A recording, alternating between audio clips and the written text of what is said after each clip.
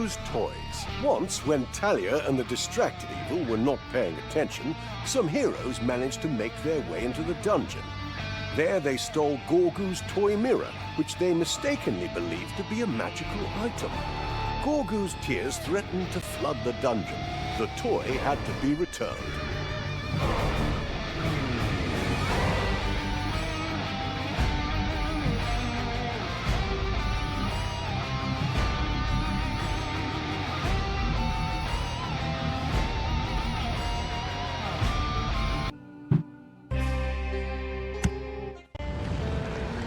Talia and Tristan had opened the gate to hell, I mean to the multiverse. To their horror, they discovered that the other inhabitants of the multiverse were neither particularly good nor particularly evil, and were, for the most part, hostile towards the step-siblings. So the two wandered from world to world, hoping to one day return to their homeland. As if that wasn't the worst part. Not only do I have to put up with my annoying stepbrother, but that little brat Gorgu just won't shut up. I swear, if he doesn't stop crying, I'll throw him into the next dimension I find full of carnivorous butterflies. That's because of your unfriendly attitude, stepsister. How is this sweet little child supposed to relax when you're always yelling like that? Your voice could terrify even dragons. This sweet little child is the vessel for the absolute evil and will later, once it grows up, destroy entire regions with a snap of its fingers. Yes, but right now it's a small child screaming at the top of its lungs. You didn't just start looking after this child yesterday. What have you done up to now? As if I know anything about children. I'm more the woman you call for pillaging, plundering, murder, and manslaughter. Oh, but that reminds me, there was this one time when Gorgu couldn't sleep either. Back then, it was like this.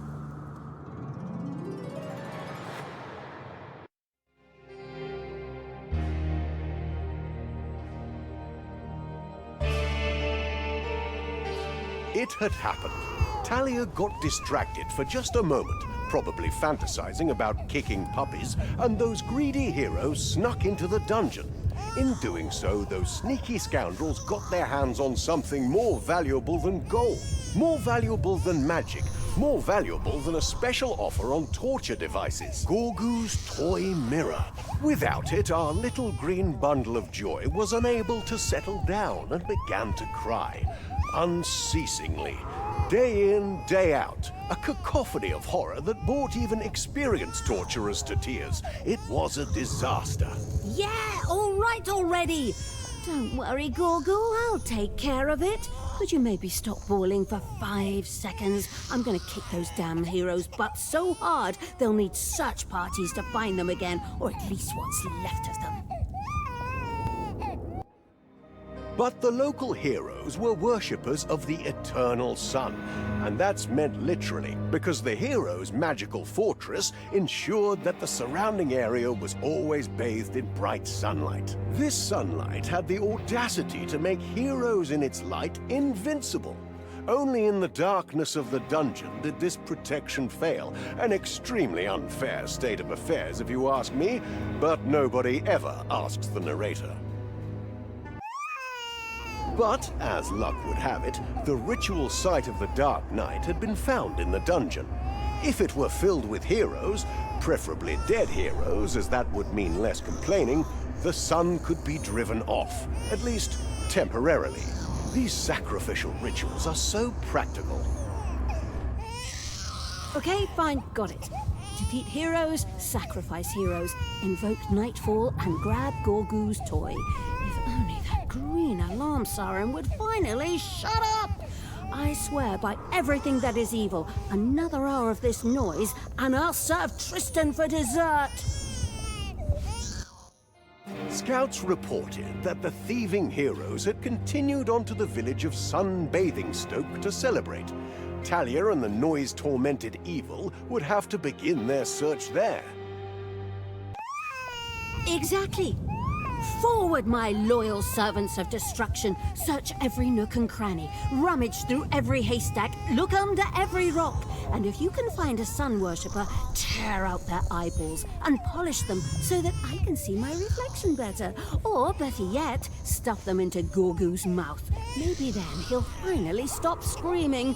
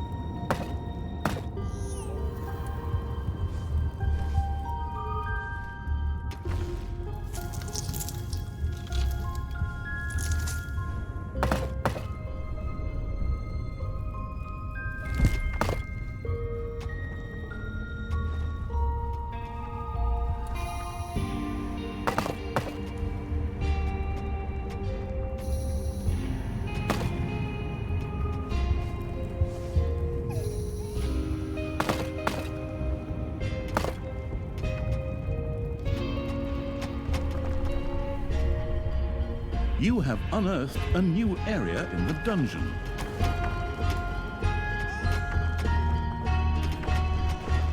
A few manivores have appeared in your dungeon.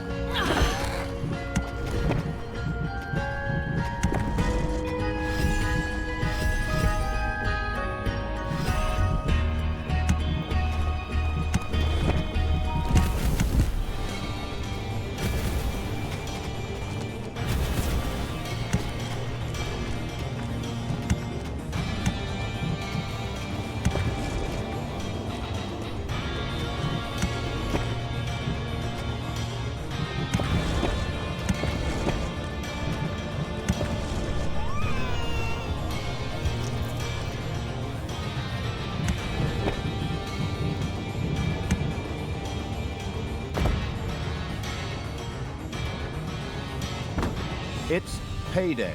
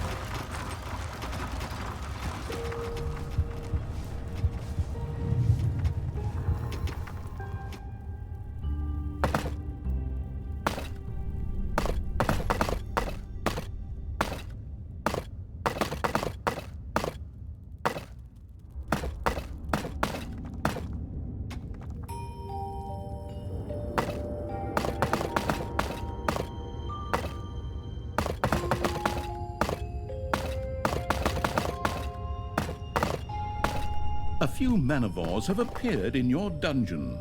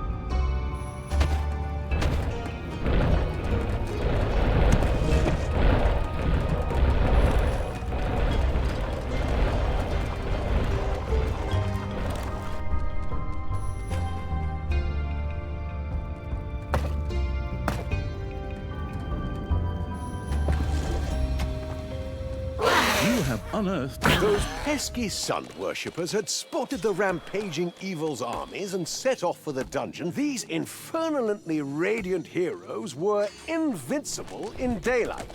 The panically retreating evil should take this information extremely seriously. Any attempt to attack them would be as pointless as trying to tear down a wall with a marshmallow. Oh, those shiny jerks are really getting on my nerves. Retreat, you idiots, retreat! Grab your weapons, your underwear, and whatever else you need, and run!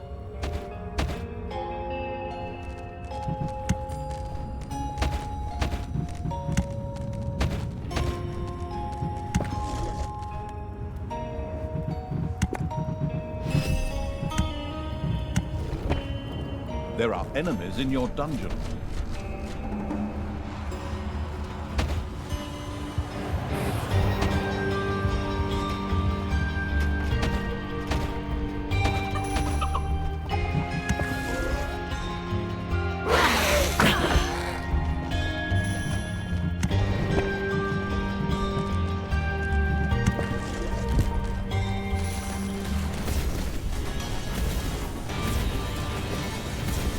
A hero had just concluded his existence as a breathing bag of flesh, and now lay as a decorative element on the dungeon floor. The strategic evil seized the opportunity and stuffed the remains into the ritual site. Your gold vein is nearly exhausted.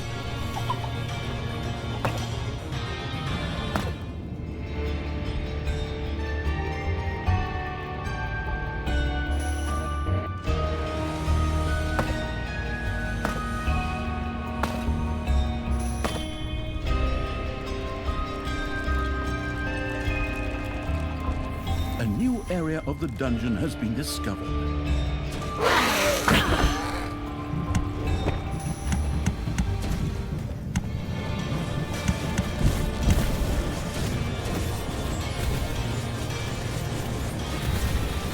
Enemies have entered the dungeon.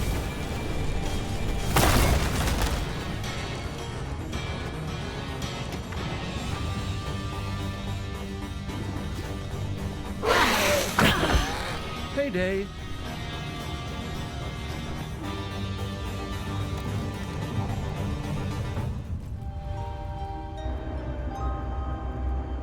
It was a memorable moment as the first hero disappeared into the ritual site.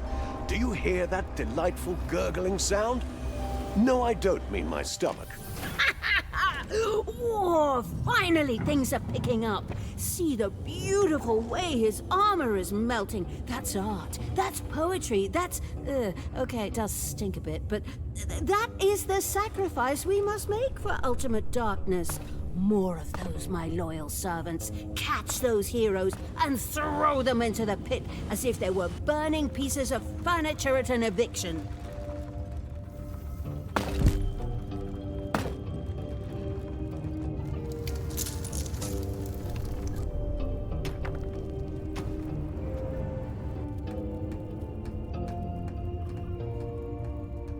Your enemies are in the dungeon.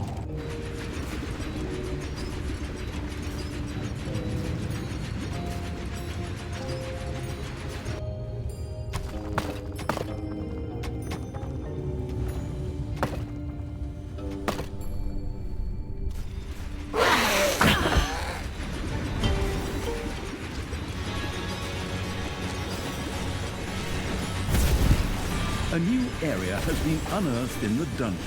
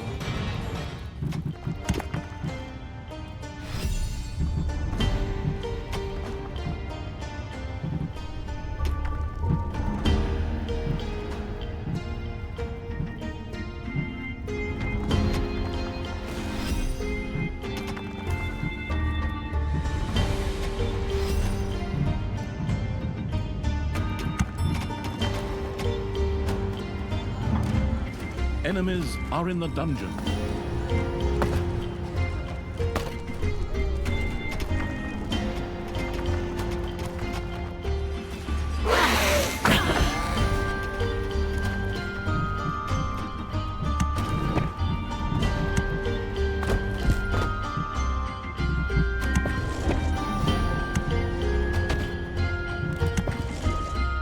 Manivores have appeared in your dungeon.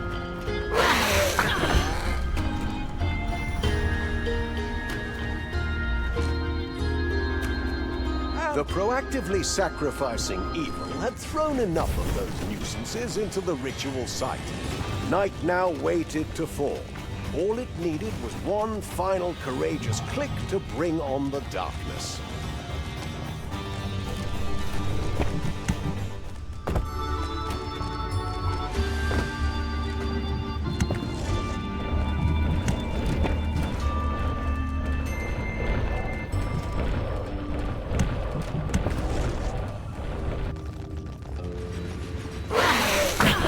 Enemies have entered the dungeon.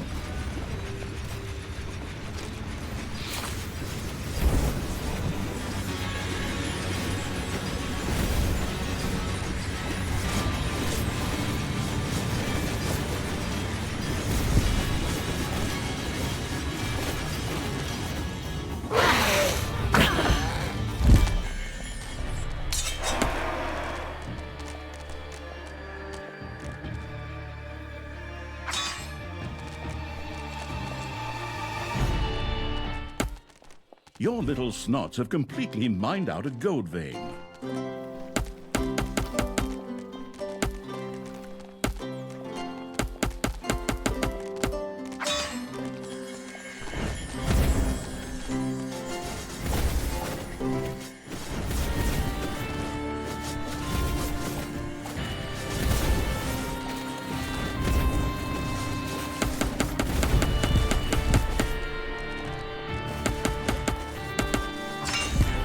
Enemies are in the dungeon. One of your creatures has died.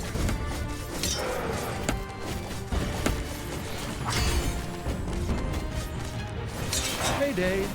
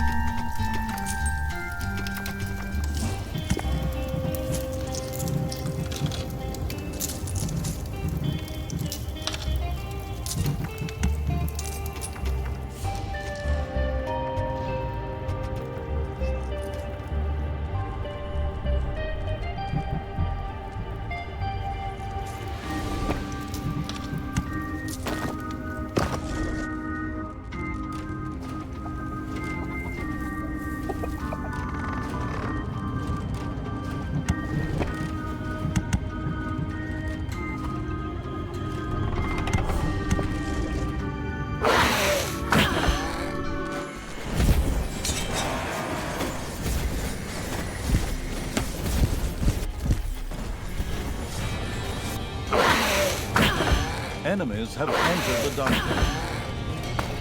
One of your creatures has bit the dust.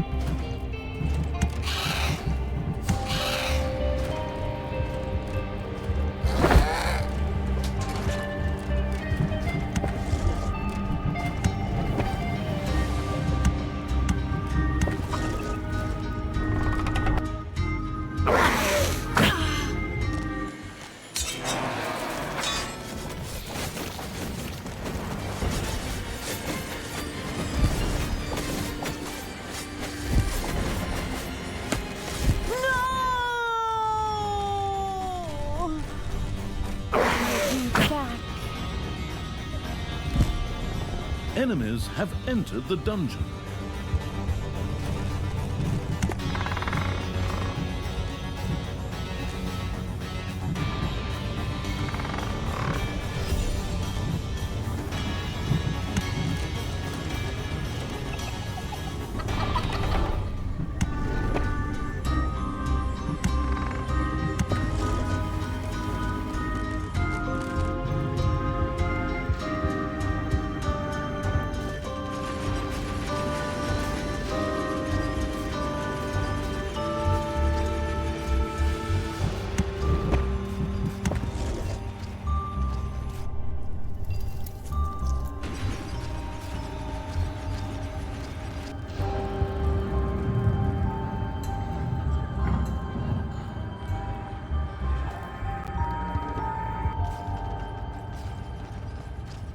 Ding dong, it's payday.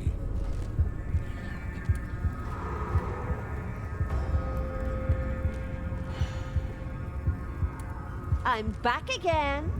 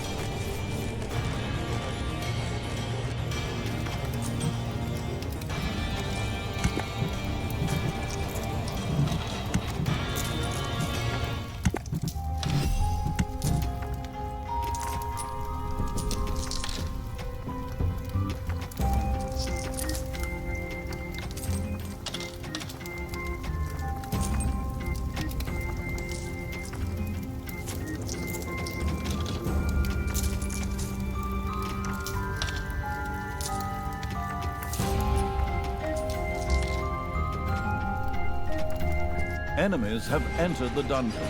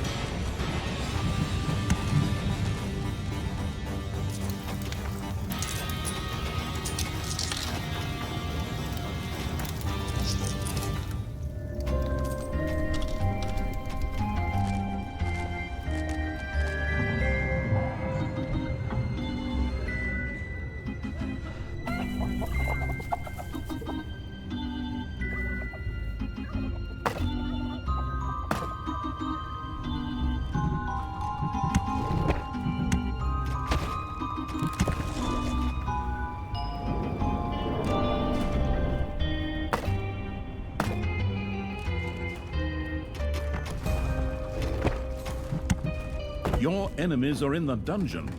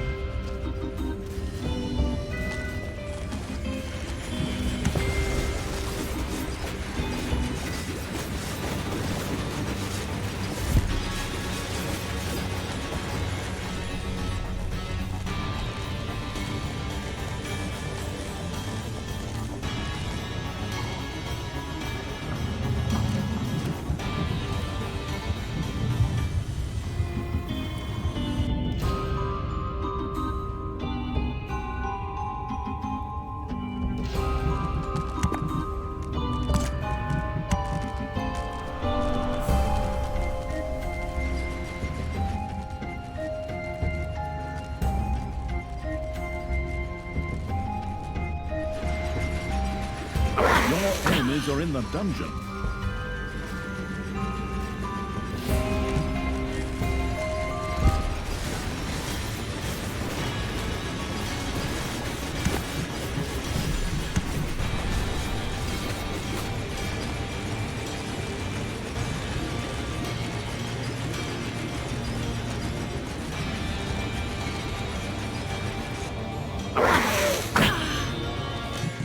The creatures were nourished, strengthened, almost intoxicated by this darkness. Night gathers, and now my watch begins. It shall not end until my death. I read that in a book somewhere. Sounds better than the stuff I always have to reel off here.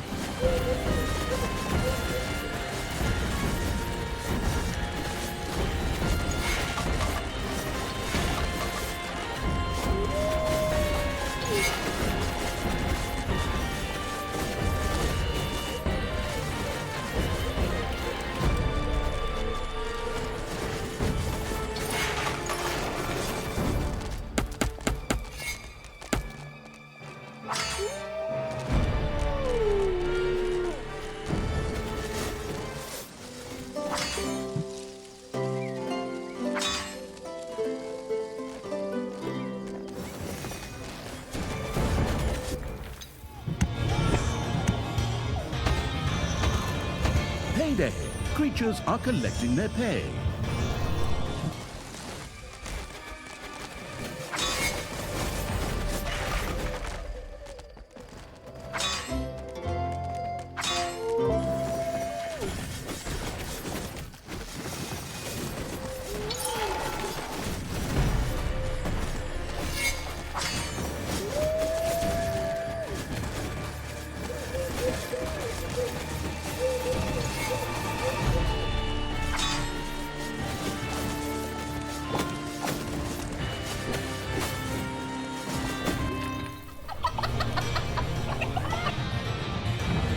The village of Sunbathingstoke lay in ruins, its once beautiful houses reduced to smoking rubble. The methodical evil's armies had done their job well. Every corner was searched, every pillowcase cut open, every cupboard rummaged through. And yet, there was no trace of Gorgu's precious toy mirror. What? No toys? I razed this ridiculous village to the ground, and all for nothing? Those underhanded sun worshippers, they must have hidden it somewhere else. The wheel of time turned inexorably, and the sun came out again. The sun's rays pierced through the clouds like overzealous spears of light, bathing those pesky heroes once again in the invulnerability-granting sunlight. But all was not lost. The chaotic battles in the overworld had unexpected consequences. The dungeon shook like the little snots during one of Talia's infamous tantrums, and, lo and behold, a hidden dungeon gate was uncovered. An underground path that led directly to the village of Frytown. Could the thieving heroes have taken Gorgu's toys there?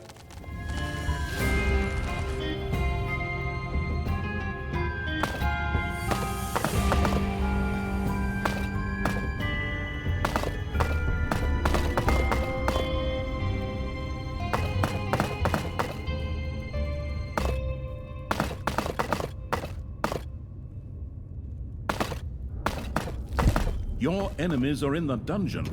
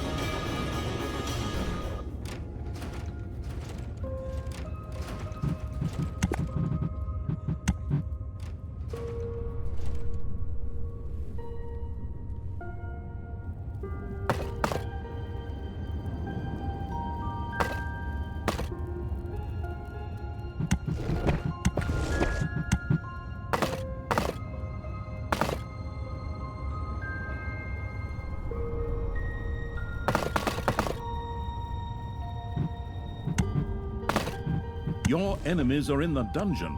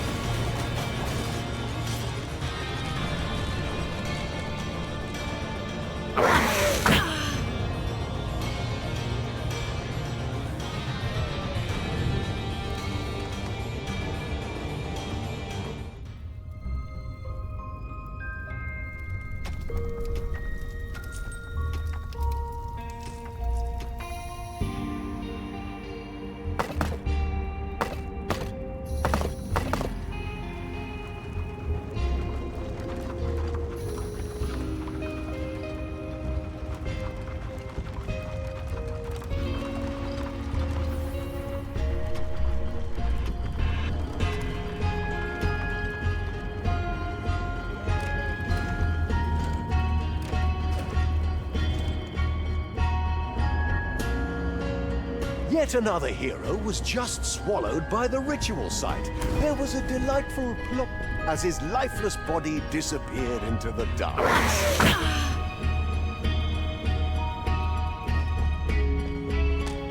Enemies have entered the dungeon.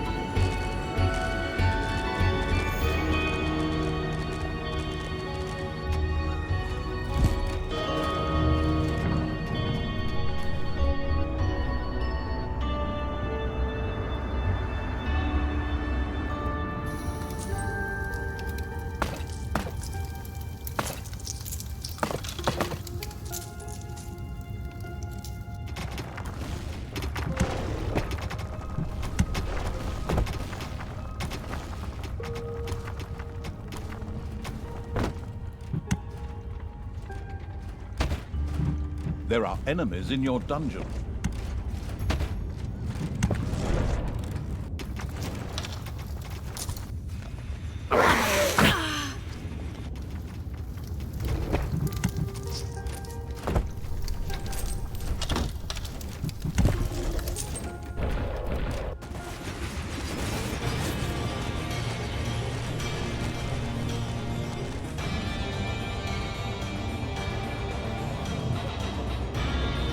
great news for the murderous evil. The number of heroes sacrificed had reached the critical value. The ritual site pulsed with dark energy and was now ready to summon the darkness. The night could now begin, if the strategizing evil so wished.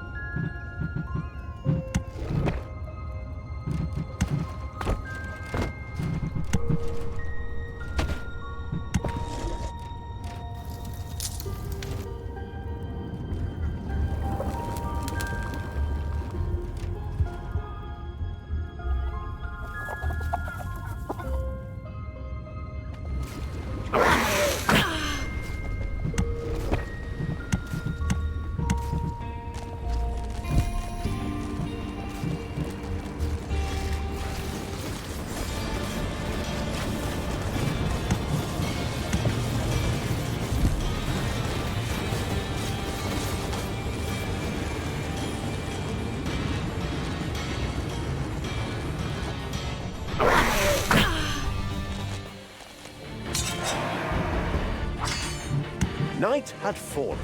The light fled like a frightened rabbit from a hunter. The gleefully cackling evil's creatures were now imbued with an unholy power that made them significantly more dangerous, as if someone had equipped a shark with a laser beam. Now it was time to rampage across the overworld, pillaging and burning with all the enthusiasm of a kid in a candy store.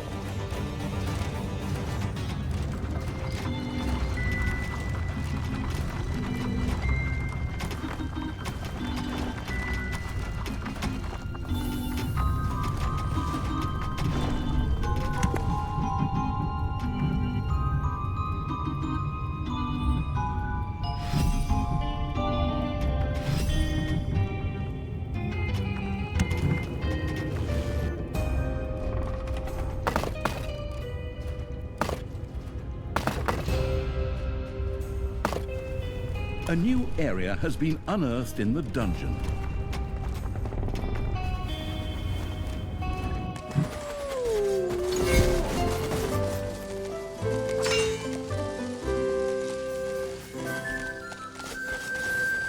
Ha!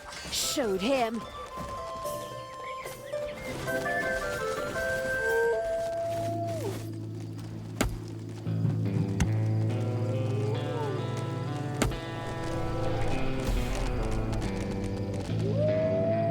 A non-musical ice cream truck was trying to sell its disgusting creamy treats near your location. The fiery evil would melt those children's ice cream dreams.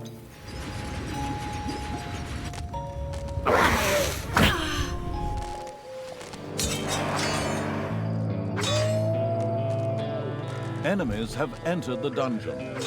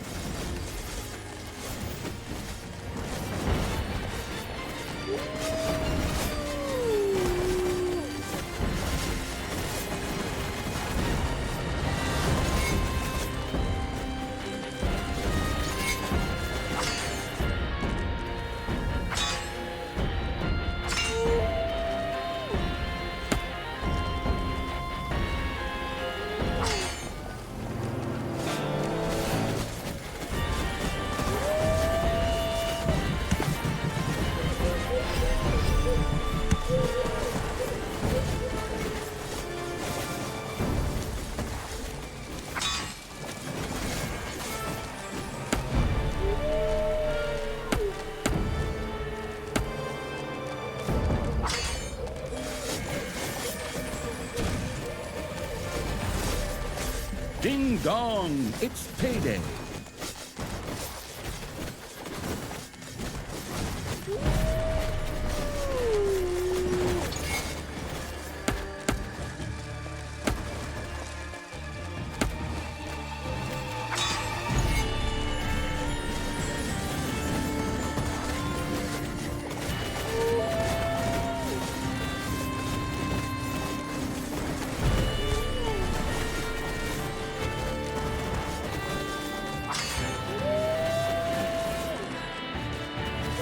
The snooping evil's advancing troops came across several sturdy cages. And what did they find inside them? Demon units, like surprise eggs, only fiercer and with significantly more horns. The Swimming with Dolphins for the Starving Relief Society was moving a donation to a safe place. Unfortunately, they had not counted on the merciless evil's nearby dungeon.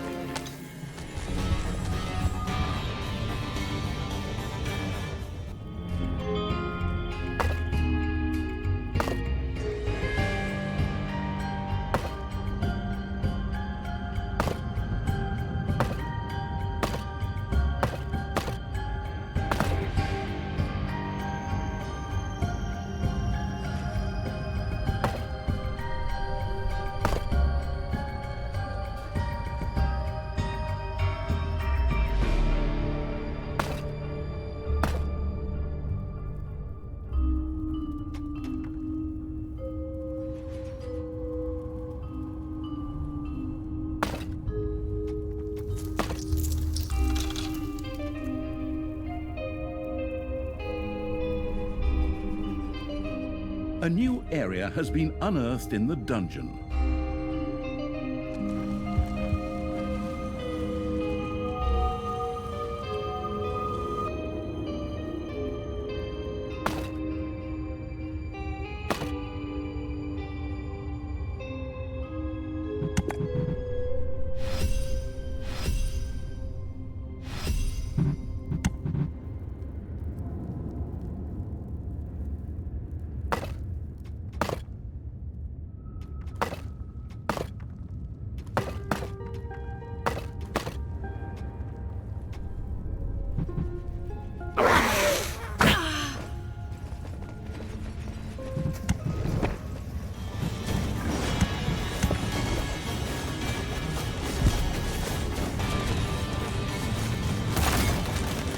Man-of-wars have appeared in your dungeon.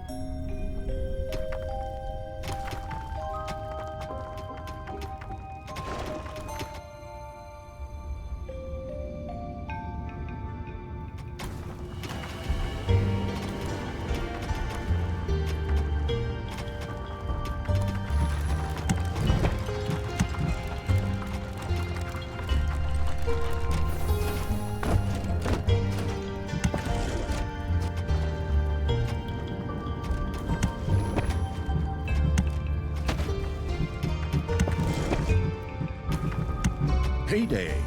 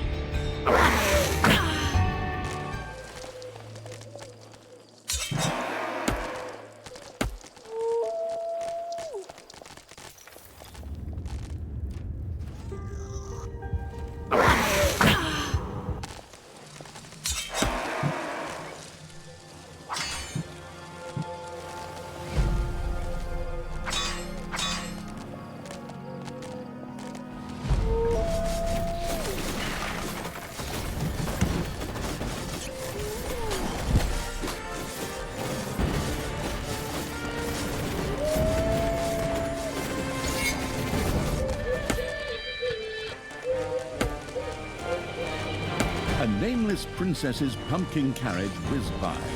Good, it didn't look like a pumpkin after the long trip, but there was still some wonderful evilness to be earned there.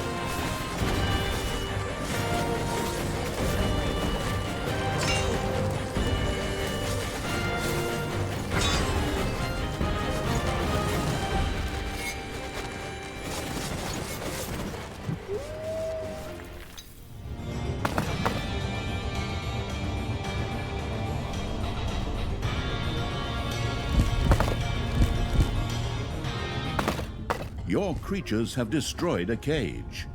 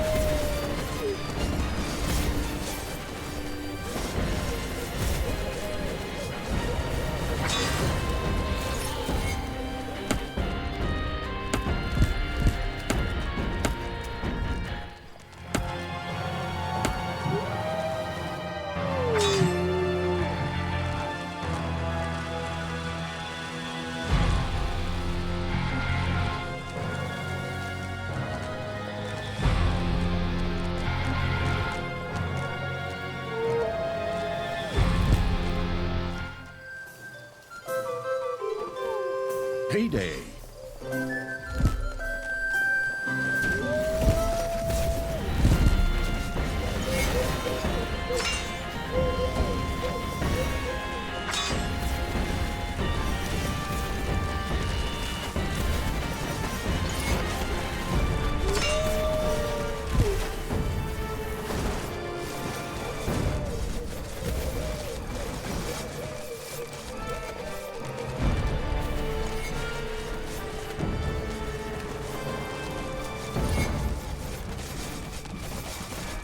With fire and sword, the methodical evil's armies had also razed the village of Frytown to the ground. Every hut was searched, every bread cellar ransacked, every suspiciously shiny object inspected, and yet nothing. Gorugu's magnificent toy mirror remained unfound. Great! And now the sun is coming back out again. I expected more of that ritual site. A little longer in darkness isn't too much to ask, is it? Bummer. We sacrifice, and what do we get? A ridiculous little mini-night that lasts for less time than the contents of my martini glass.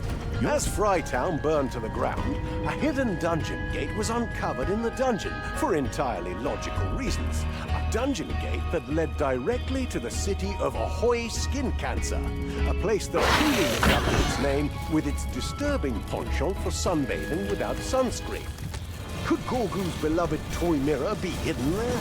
Perhaps the inhabitants used it to admire their sun-baked bodies. Unfortunately, the dungeon gate was guarded by a number of unappetizing-looking giant eight-legged critters. Giant spiders. These weren't likely to let anyone near their nests.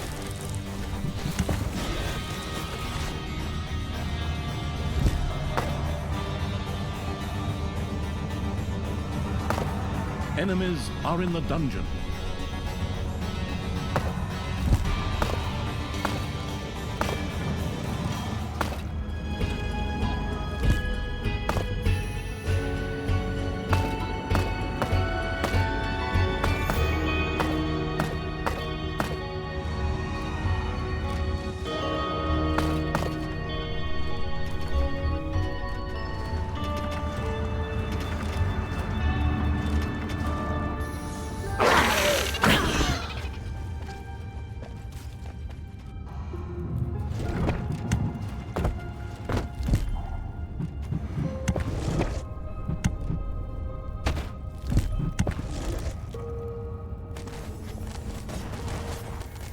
A caravan bearing the third foster daughter of an irrelevant prince was on its way. The merciless evil could destroy the shipment to acquire some evilness.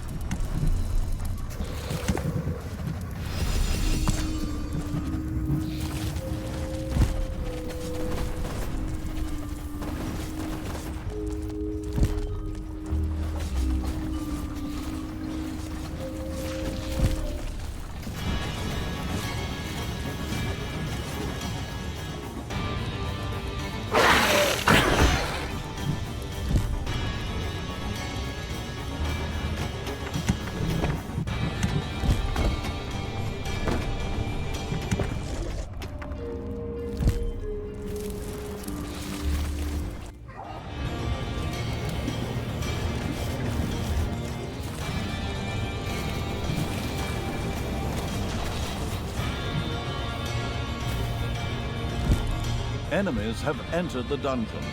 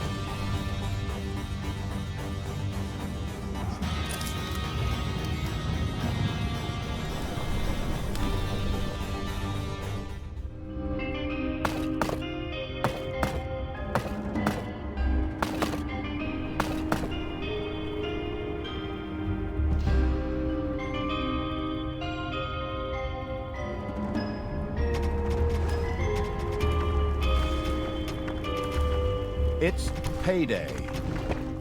Enemies are in the dungeon.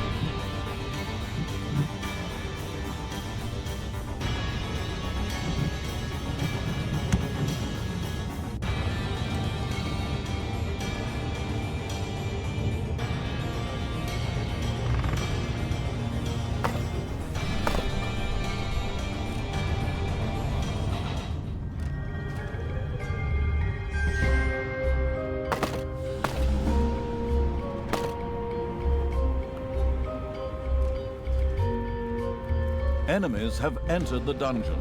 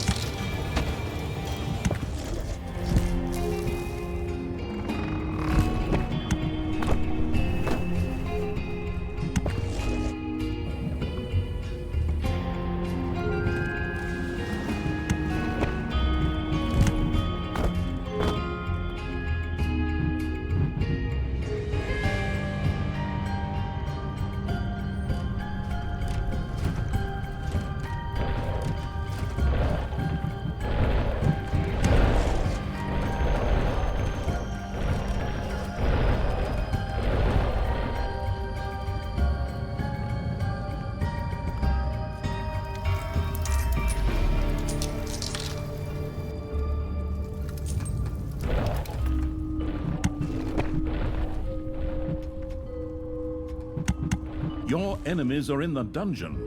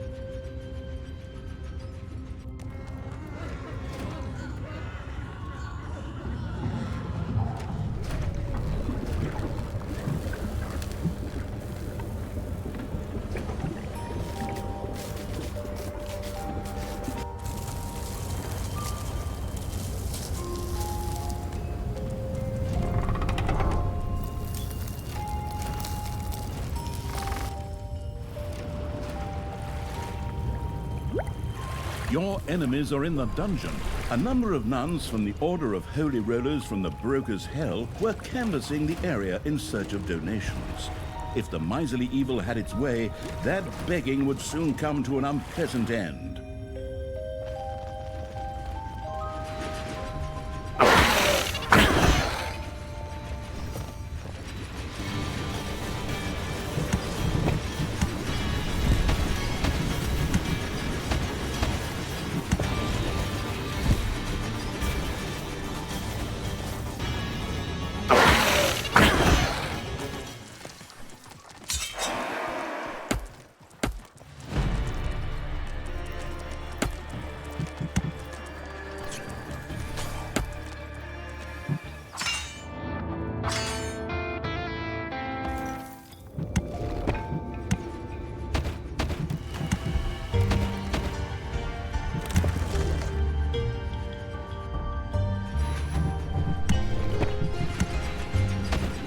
payday?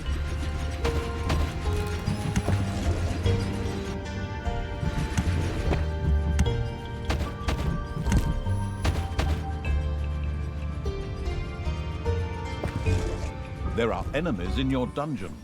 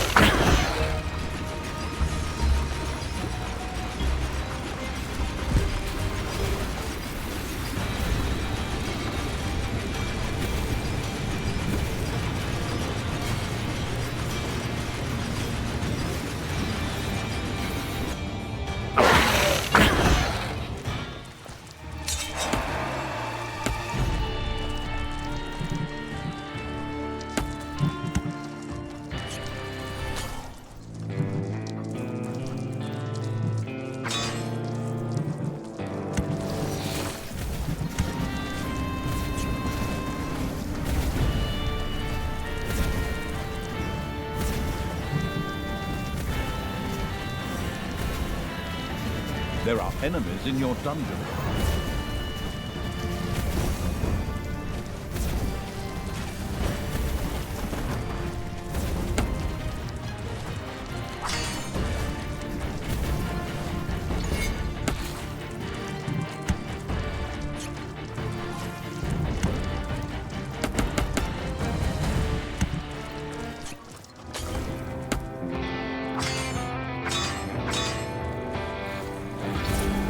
The prowling evil's armies had made a highly unusual discovery. Cages. And these cages held, who would have guessed, imprisoned demon units. The confused evil scratched its thoughtfully and non-existent chin.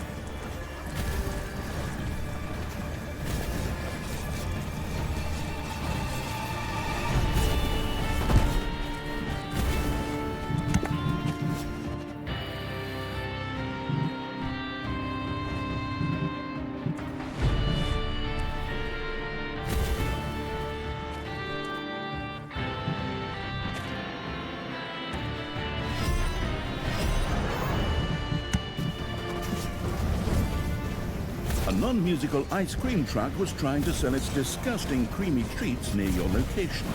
The fiery evil would melt those children's ice cream dreams.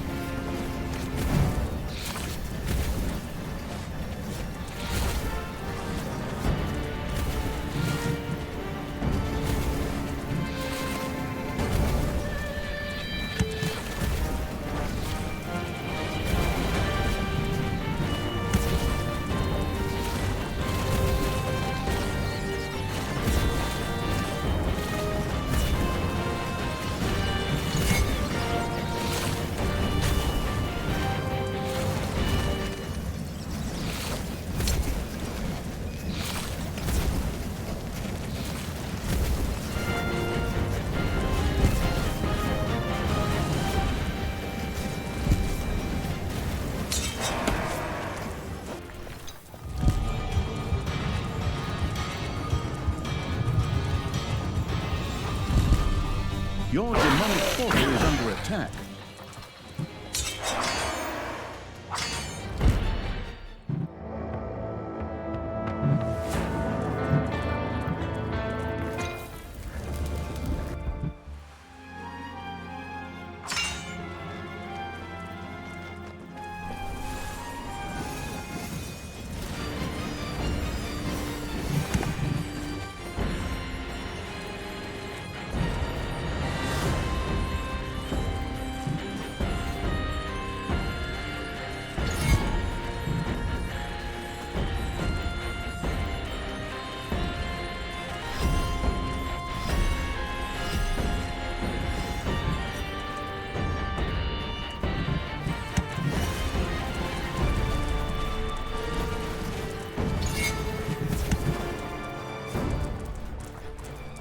There are enemies in your dungeon.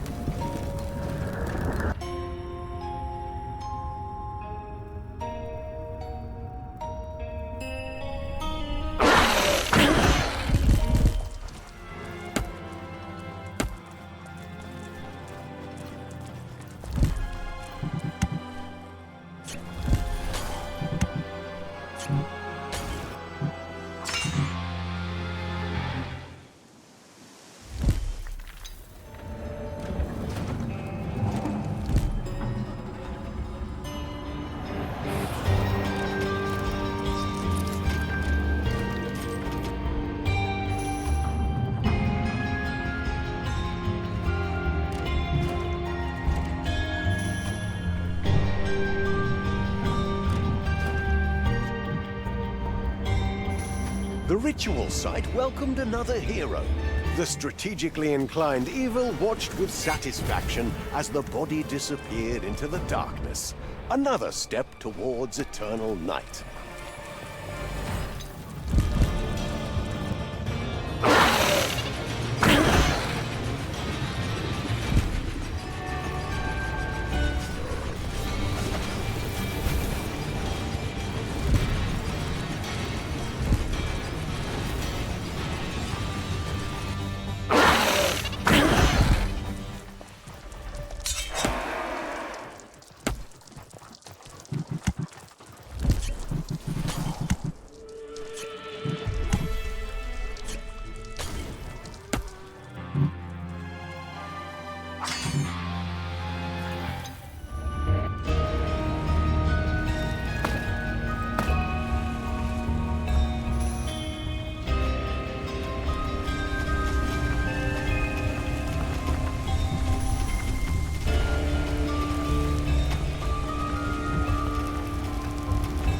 Ding dong, it's payday. Your enemies are in the dungeon.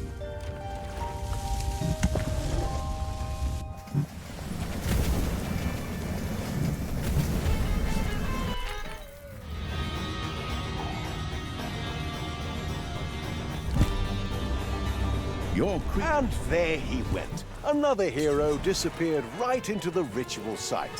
His last heroic act being to feed the darkness.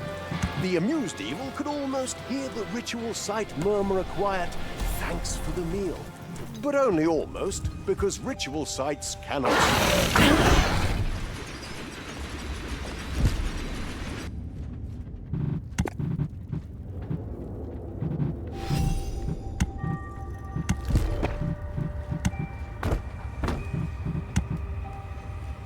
A non-musical ice cream truck was trying to sell its disgusting creamy treats near your location. The fiery evil would melt those children's ice cream dreams.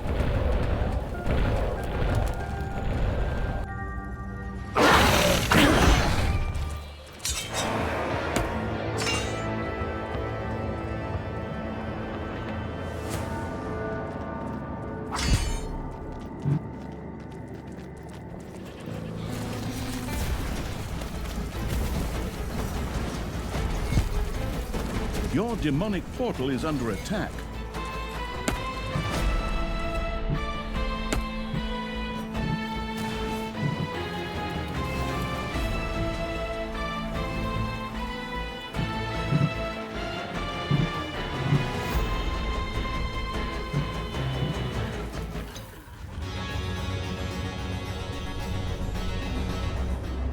Yet another hero was just swallowed by the ritual site.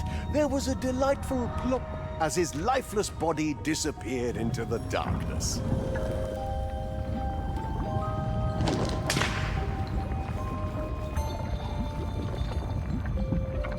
Enemies have entered the dungeon.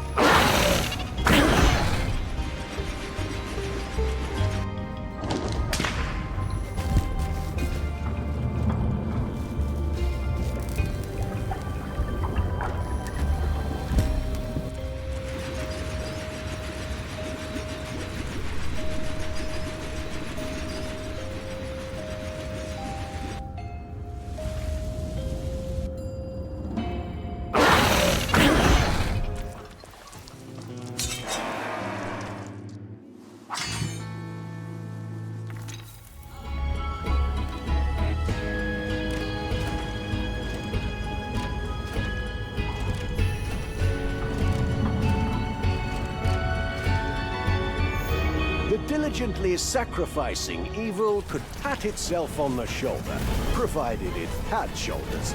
Enough heroes had breathed their last breath in the ritual site. The accumulated energy now waited to be released. Darkness, glorious darkness. Night had spread its velvet wings over the land. The triumphant evil could feel its armies being strengthened by the darkness, like a bodybuilder after a questionable injection. The time had come to ravage the overworld.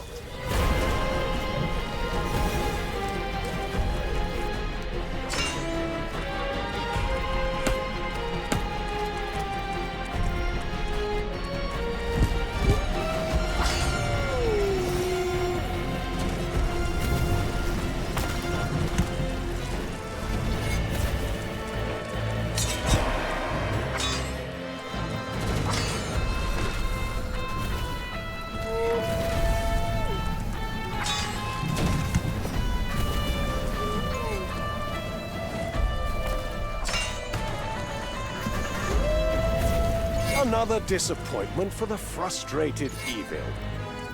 Ahoy skin cancer lay in ruins, and the thorough troops of evil had turned every beach umbrella upside down, squeezed every tube of sunscreen, and pursued every suspicious glint of light. But Gorgu's shiny toy mirror? Not a trace. Oh, that damn toy is nowhere to be found. We've now raised 3 settlements, and my throat is raw from shouting orders, and nothing. If Gorgu doesn't stop screaming soon, I'll throw him into the ritual site. Not really, of course. Maybe. Probably not. Oh, let's just get on with it. It's the damn sun again. A lucky break for the relentlessly destructive evil. A map to another hidden dungeon gate was found amidst the smoking ruins of Ahoy skin cancer. This led straight to the Sun Worshipper's final stronghold, the stronghold of Lobster Red, named after the typical skin color of its inhabitants after a day outdoors. Yet caution was advised, for a number of dwarves had settled there, those pesky little bearded buggers with their unhealthy obsession with axes and all things shiny, who simply wouldn't pass.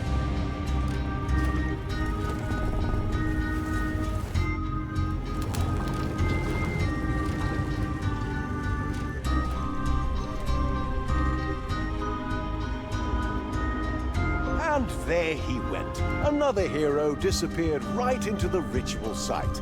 His last heroic act being to feed the darkness. The amused evil could almost hear the ritual site murmur a quiet, "Thanks for the meal." But only almost, because ritual sites cannot speak.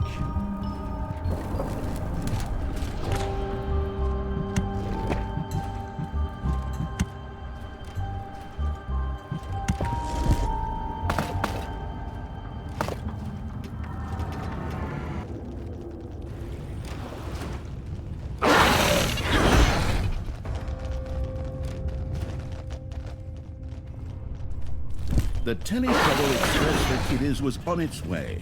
Would it really be evil to destroy it? Questionable, but still it would bring in some evilness.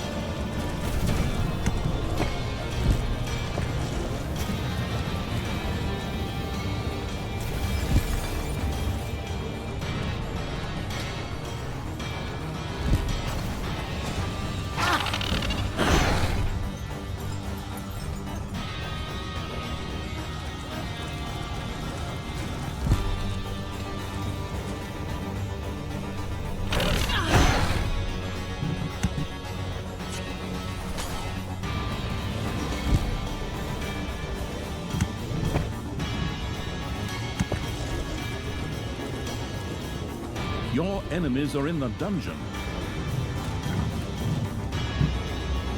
The great news for the shade-seeking evil. The sacrifice quota had been met. Those heroes had finally made a useful contribution to society as sacrifices. The ritual site was now ready to unleash the night.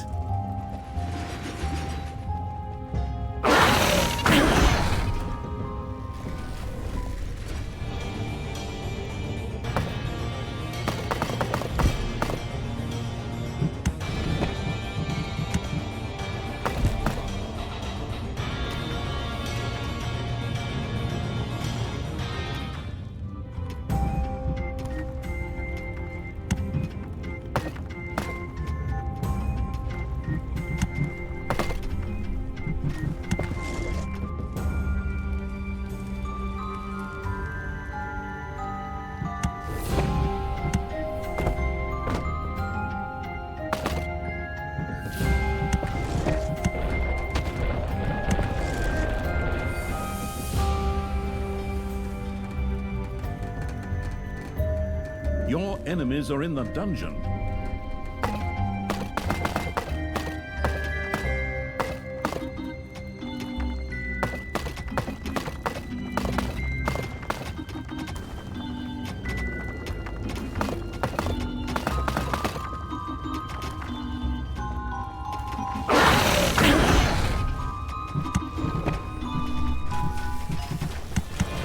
dawn. It's payday.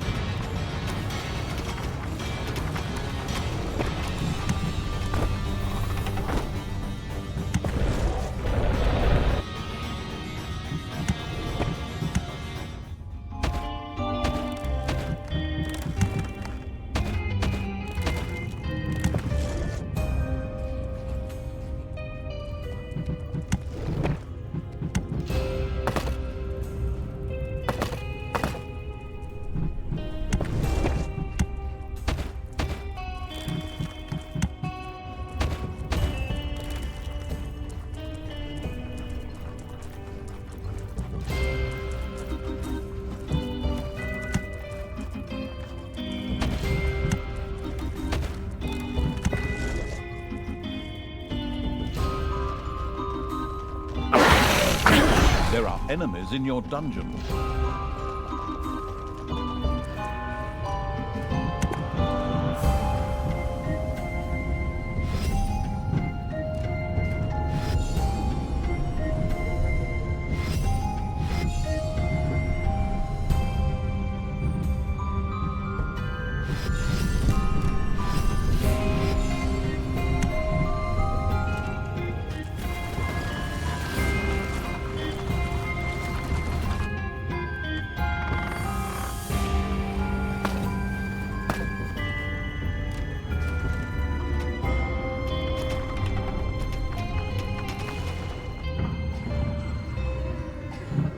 And the sun went. Poof! Night had fallen, much to the unbounded delight of the sinisterly grinning evil. Its creatures felt the power of darkness in their, well, in whatever they had instead of veins. They are now faster, stronger, and significantly more motivated to wreak havoc, like a child who has had too much candy, only with more claws and fangs.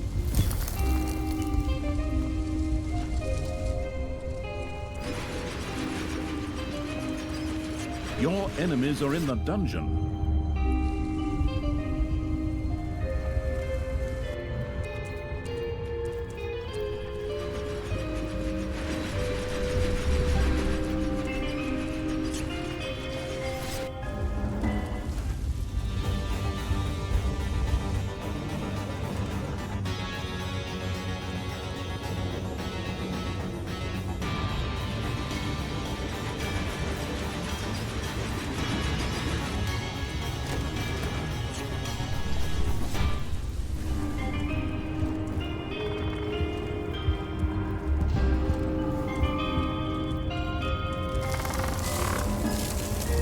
A certain Lord Stark was on his way to a merry wood-chopping contest. Intercepting him would probably yield a fair amount of evilness.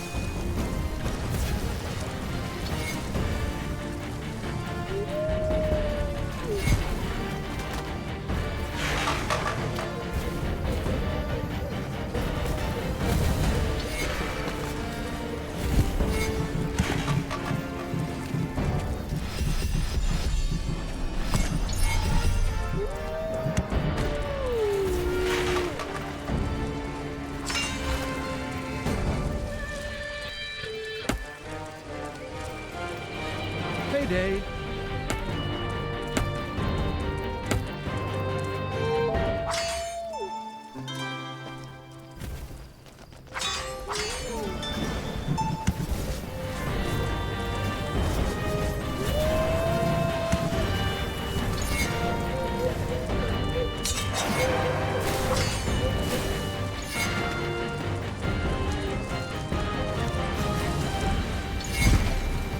The once proud stronghold Lobster Red lay in ruins. The determined evil had razed it to the ground, crushed its shining towers, and plunged its radiant halls into darkness. The last sun worshipper's stronghold had fallen, crushed like a tube of sunscreen. Hopefully that damn toy is in here. By all the forces of darkness, if we don't find it this time, I will personally burn those level designers and make a pacifier for Gorgu out of their ashes. The troops found what they were looking for. A sparkling glimmer amidst the ruins. Something glittered beneath an overturned sun altar. Finally, they found the toy, Gorgu's beloved mirror, intact and waiting for its rightful owner. Ah, finally! Finally! I thought this nightmare would never end. Gorgu, shut up and go to sleep already. Here's your lousy mirror, you little green tyrant. If you don't fall asleep immediately, I will personally make sure that you have the longest and most undisturbed sleep of your life. And so it was that our little Prince of Evil finally came to rest. The exhausted evil breathed a sigh of relief as Gorgu's deafening roar fell silent and gave way to a satisfied gurgling sound. With the mirror firmly clasped in his little green hands, he drifted off into a peaceful slumber.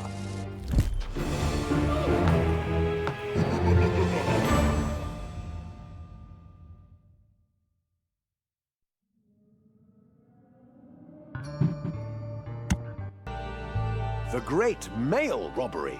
Talia had a wild story for Gorgu. Back when she was traveling the Wild West, she couldn't resist robbing a mail train. Would this story manage to put the screaming little creature to sleep?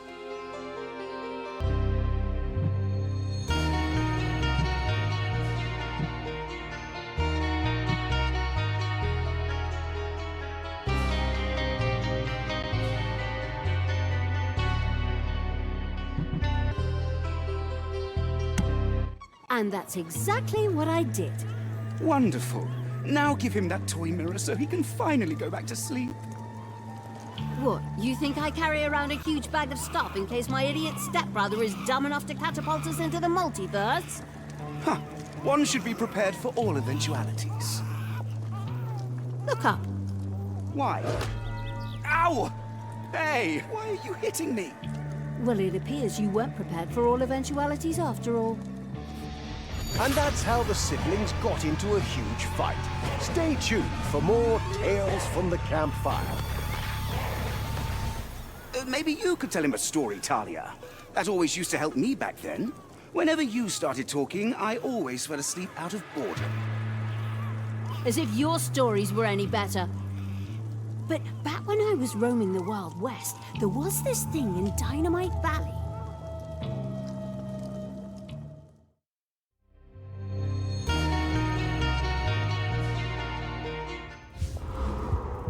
Right, listen up, you little diaper filler. I was roaming the Wild West. My goal, the Golden Mail Train. I know this is supposed to be a flashback and all, but the star of the Dungeon series is still me, the narrator. So get a grip before I reduce your existence to a mere footnote. Where were we? Oh yes, Talia wanted to ambush the Dynamite Valley mail train.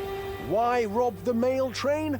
Well, dwarves aren't big on writing letters. They're stubby fingers and all complicated business, but they were crazy about sending gold home, hence the Golden Mail Train. Why should anyone rob the mail train going through Dynamite Valley? Because there were tons of dynamite factories there, which were particularly useful when robbing mail trains, for example. Who would have thought that Dynamite Valley could be more than just a touristy-sounding name? So Dynamite Valley was full of these factories. When Talia took them, she would be able to throw dynamite around like a child throwing confetti. Only this confetti would reduce buildings to rubble. That sounded like fun. It would also allow some of the barricades scattered throughout the valley to be blown up. It's as if the dwarves deliberately placed obstacles around just to watch them explode spectacularly. This could quickly lead to useful shortcuts. Useful in the sense of why take a detour when you can cause a massive explosion instead. Ah, huge explosions are totally my thing. Forward, creatures. Disregard the safety instructions and light open fires. Today we're robbing a train.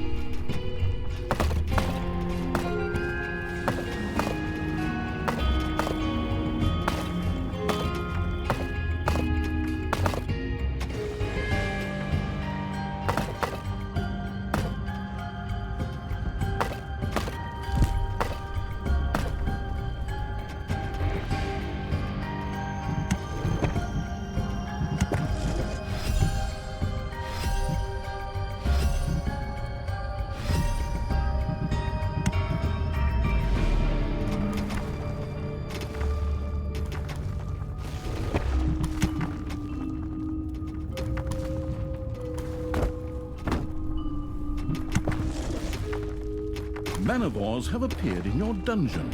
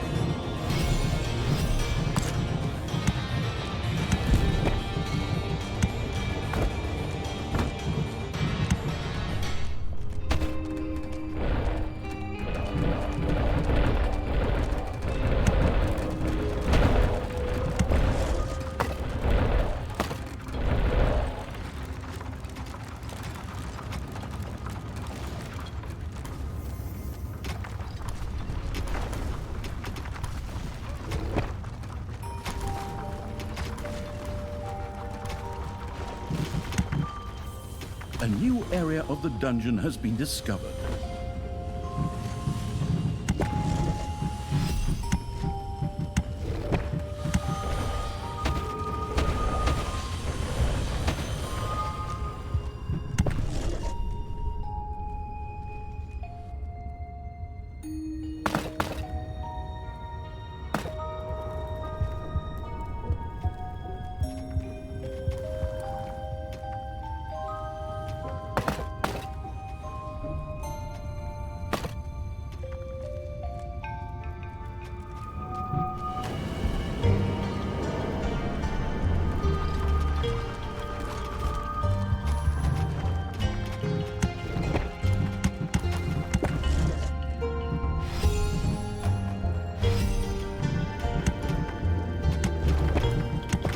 Ding dong, it's payday.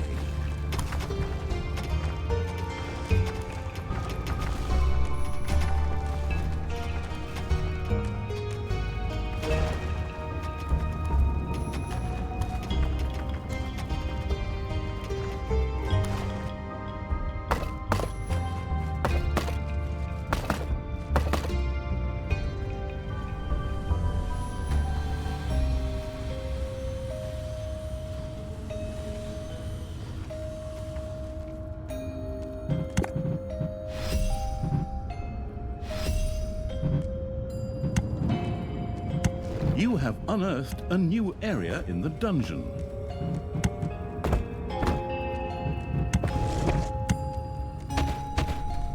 You you have discovered a number of lava lumps.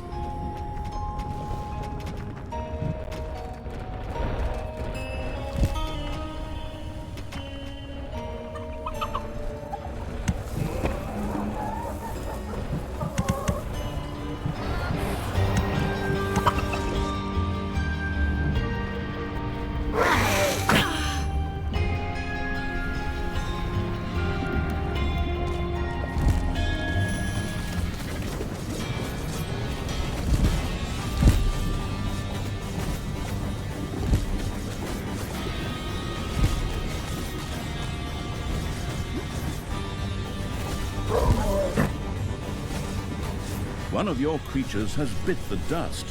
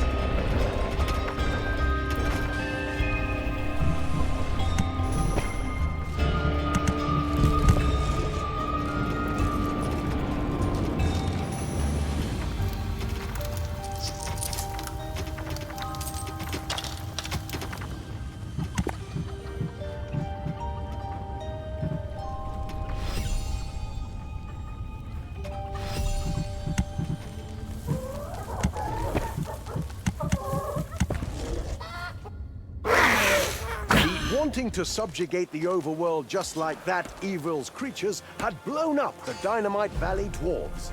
Ah!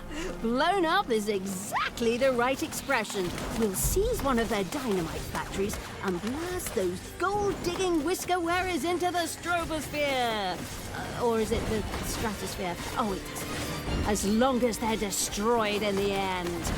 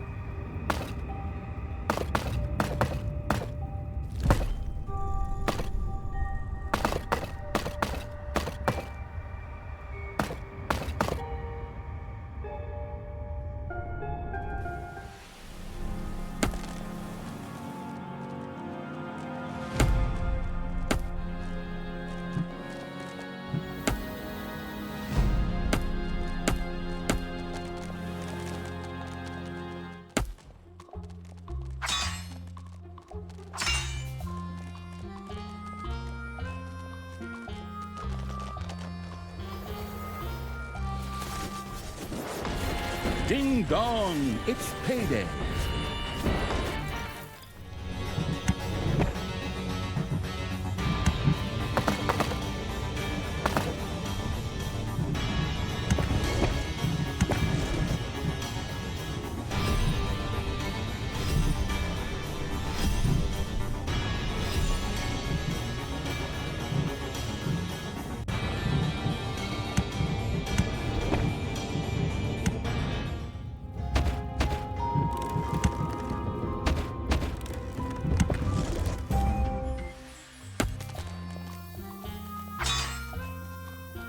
The map scouting Evil's creatures had discovered a barricade. This was far too sturdy to be damaged by the creature's pitiful attacks and would have to be blown out of the way. Nothing says I want to get through like a massive explosion that blows this barricade into a bunch of beautiful flying fragments. Oh, that sounds wonderful! Blowing something up is always a great idea. Nothing makes a villain's day better than the smell of explosions in the morning. Now all we need is some dynamite. There were a total of 3 dynamite factories in Dynamite Valley. At least one of them had to be captured or, in Dungeon's logic, destroyed in order for Talia and the explosive Evil to gain access to dynamite. Piece of cake, I'd say. Go on, creatures. Take that dynamite factory by storm. And by that I mean pound away on it until the walls shake so hard that even the stones get scared. The explosive Evil had found a dynamite factory. In keeping with the infallible Dungeon's logic, it obviously had to be completely destroyed before it could be captured. Ah, no problem. Forward, you expendable creatures. Keep hammering away at that highly explosive stuff. Oh, don't worry, I'm at a safe distance. I'm strategically coordinating from afar. Your potential demise is a small price to pay for my success.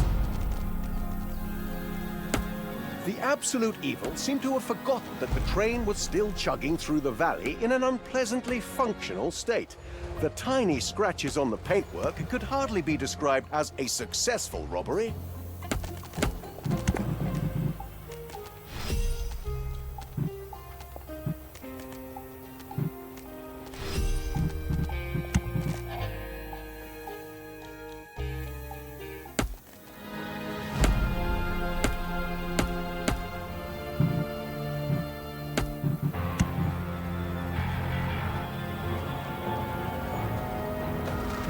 Boom! Yep, that looked like fun. Nothing screams evil like a healthy dose of explosives.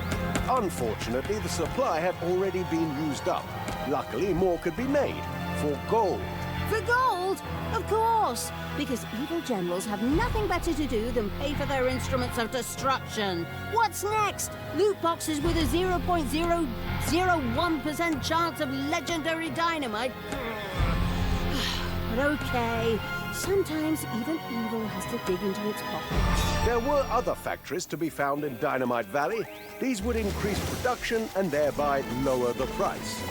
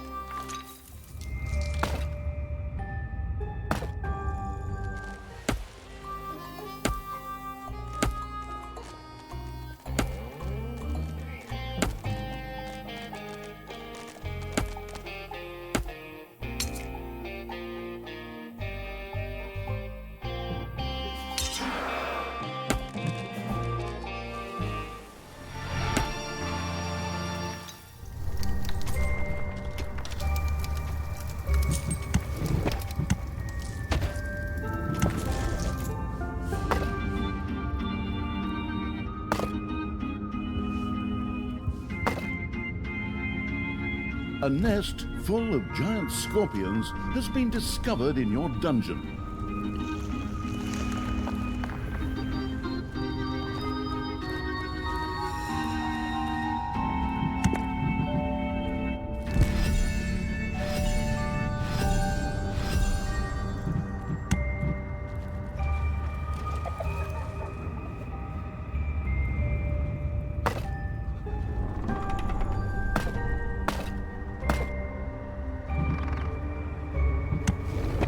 Payday! Creatures are collecting their pay.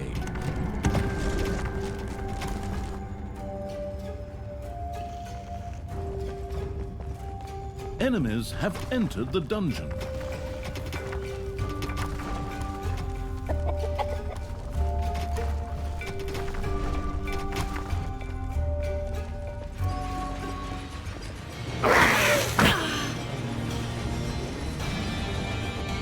had discovered a number of lava lumps.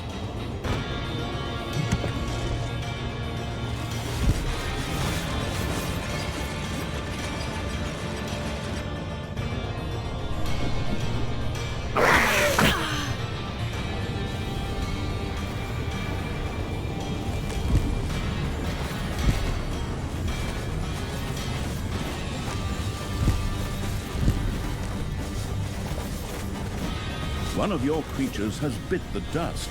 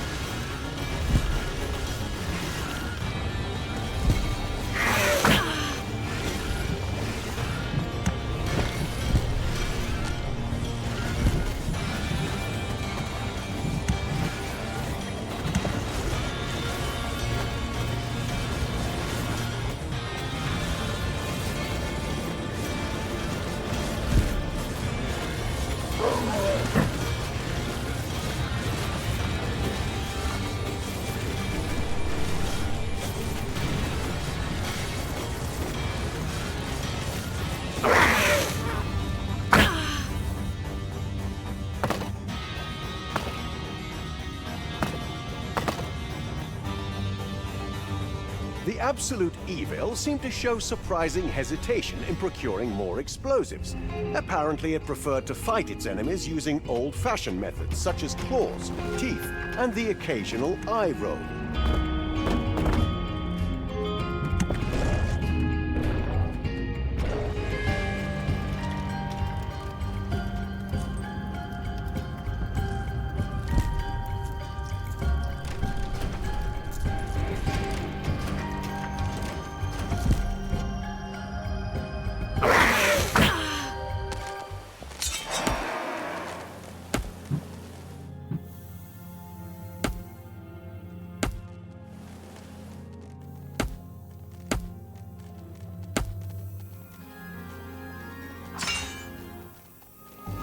The creature-wasting evil's troops approached the settlement that was as well guarded as a paranoid dragon's treasure chamber.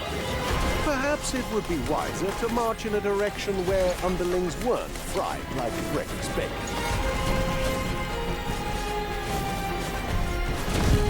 One of your creatures has bit the dust.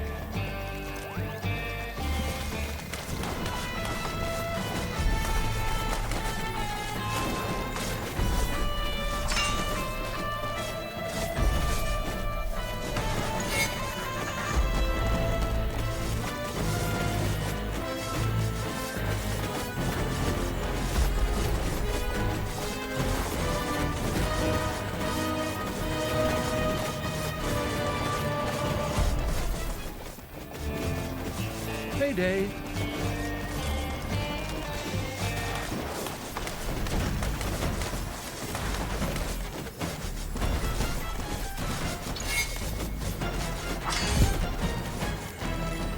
The mail train would soon arrive at the nearby station in Kaboom City. This seemed like the ideal moment to rob the train. However, it was well protected. Ooh, the perfect moment to get our claws into the valuable cargo. Of course, those idiots have stuffed the area full of guards. As if that could stop me.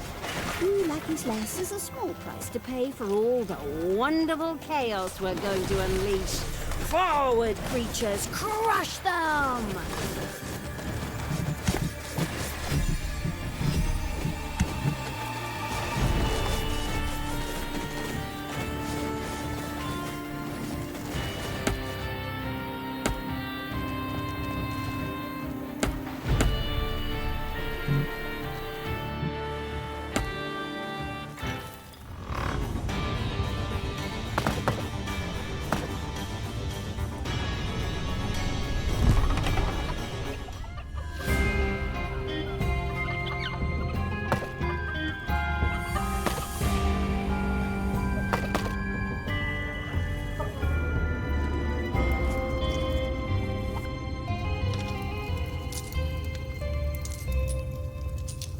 Manivores have been discovered in your dungeon.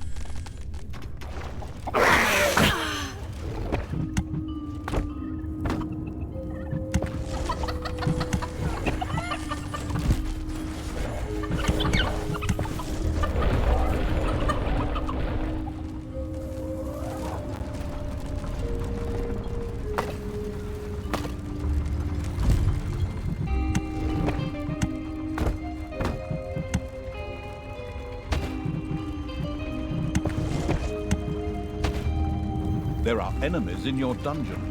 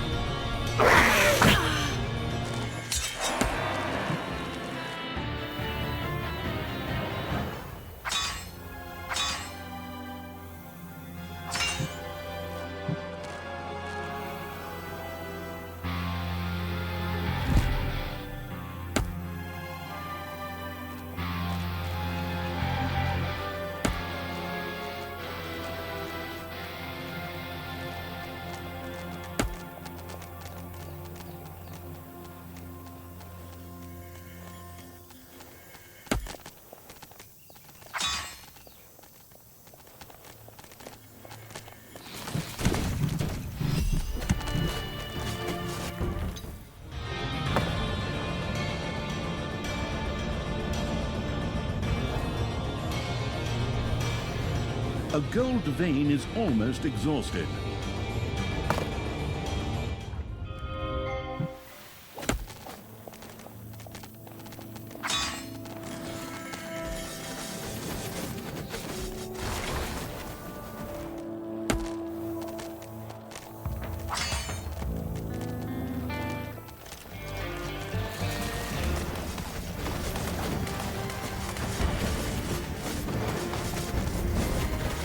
Manivores have appeared in your dungeon.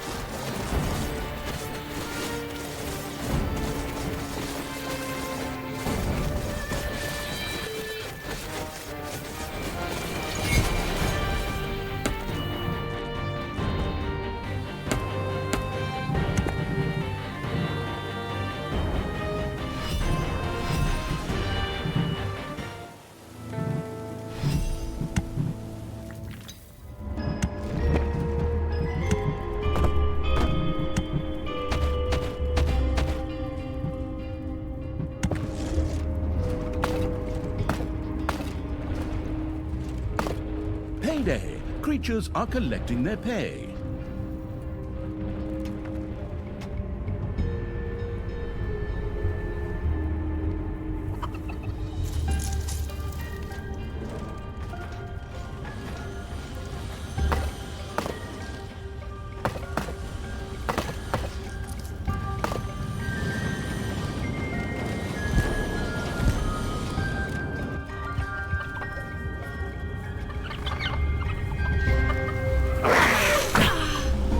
little snots have roused some lava lumps.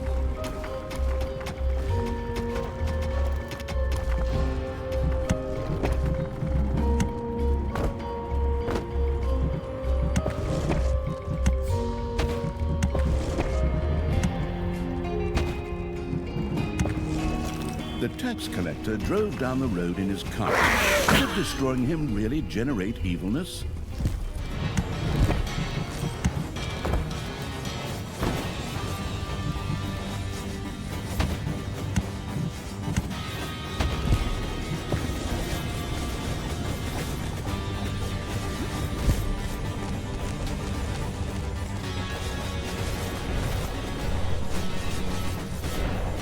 Enemies have entered the dungeon.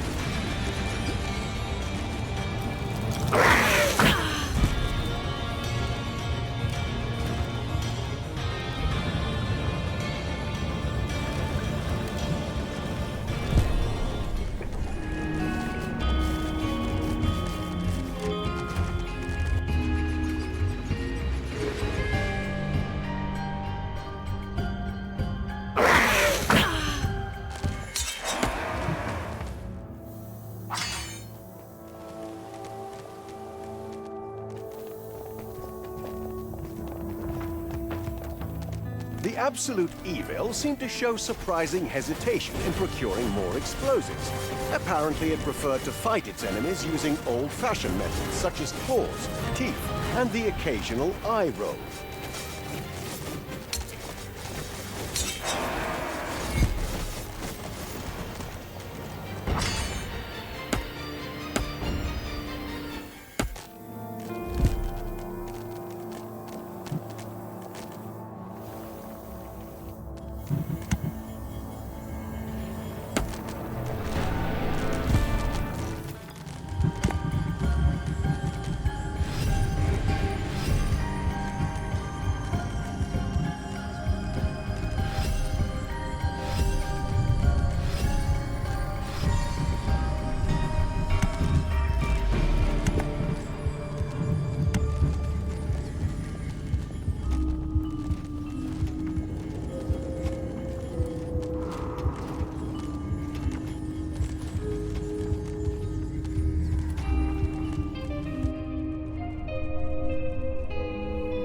A gold vein has been mined out.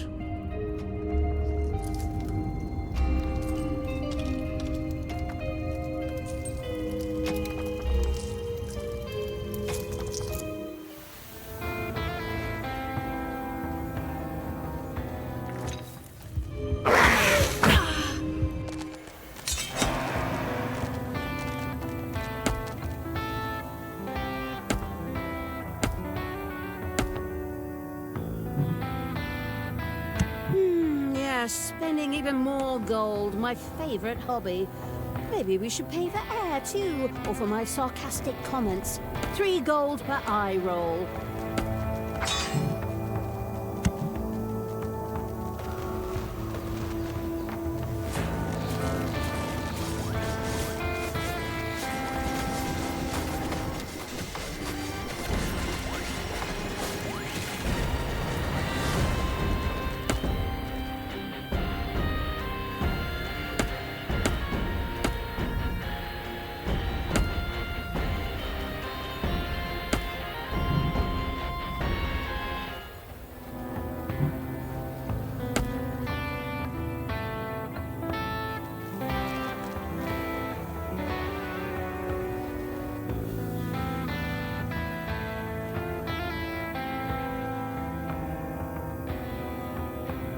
It's payday.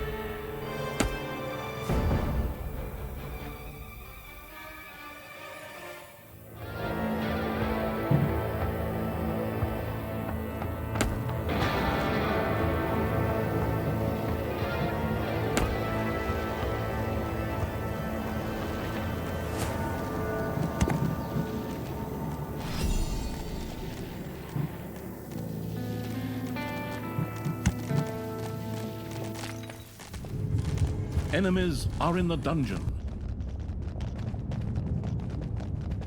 The absolute evil seemed to have forgotten that the train was still chugging through the valley in an unpleasantly functional state. The tiny scratches on the paintwork could hardly be described as a successful robbery.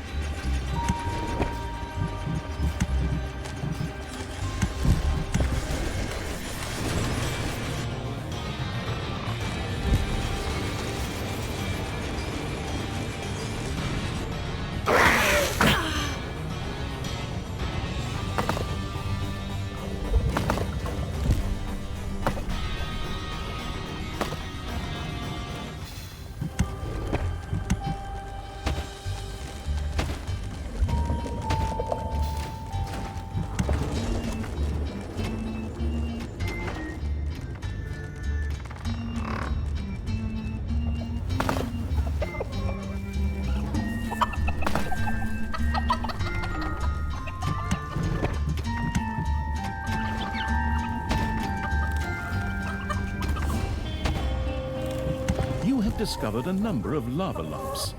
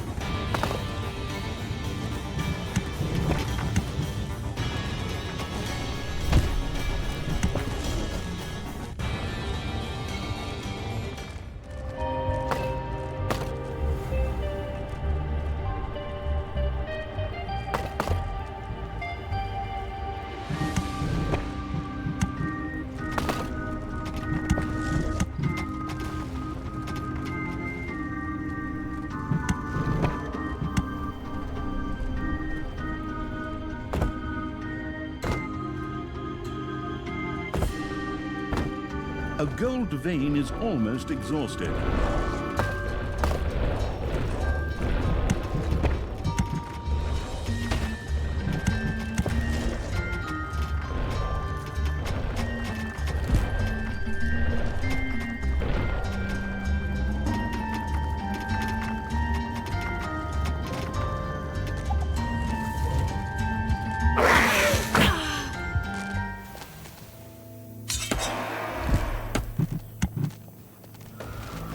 With an unnecessary amount of fire, a grossly excessive explosion, and special effects our budget couldn't really afford, the first barricade dissolved in a dramatic cloud of smoke. Nothing can stop us now. I love the smell of dynamite in the morning. Although, well, actually, I can't smell anything right now because the explosion just fried all my nose hair. So I love the explosive power of dynamite in the morning. Nothing wakes up our dwarven neighbors like a good dose of structural damage.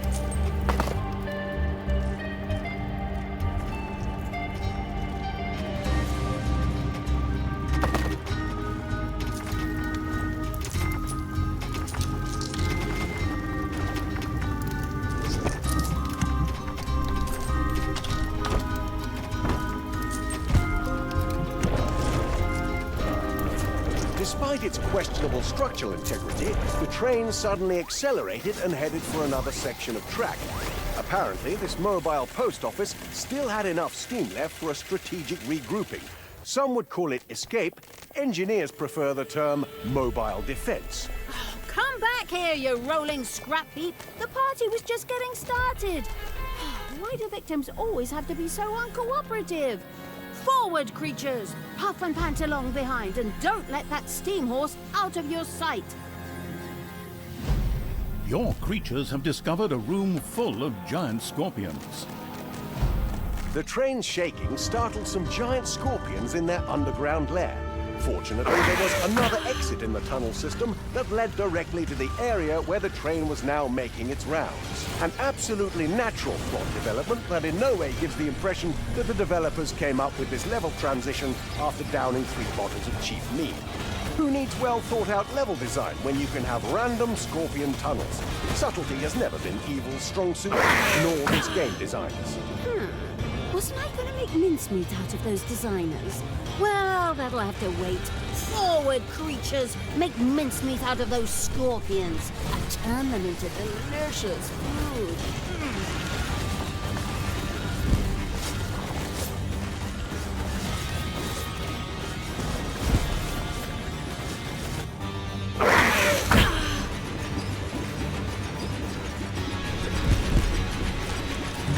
I love dynamite, but I hate the absurdly high price tag.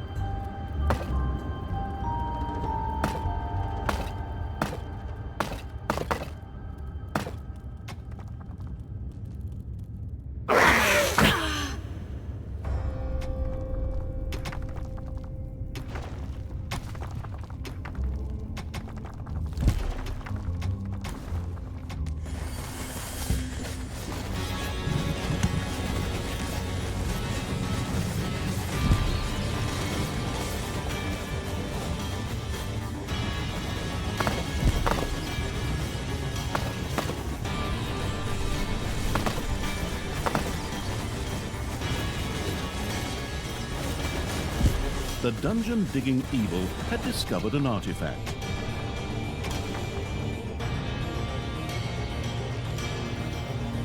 Ding dong! It's payday!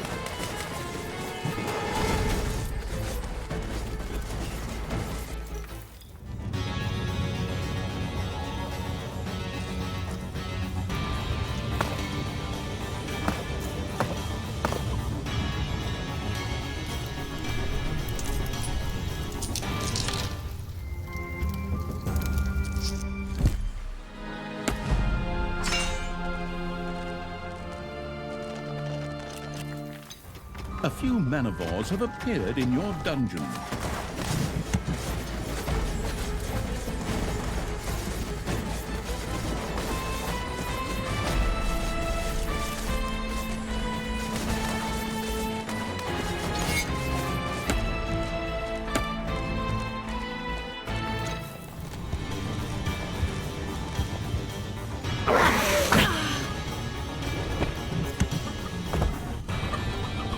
The portal is under attack.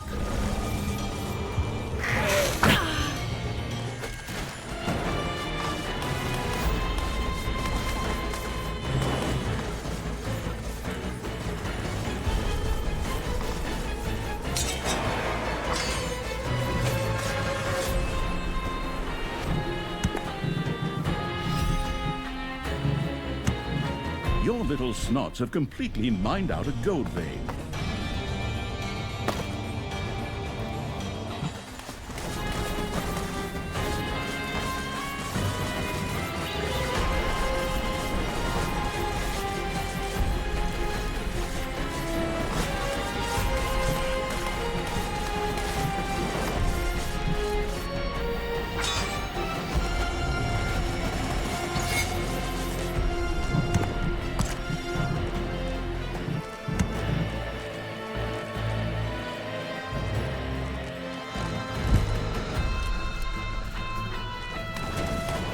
Manivores have appeared in your dungeon.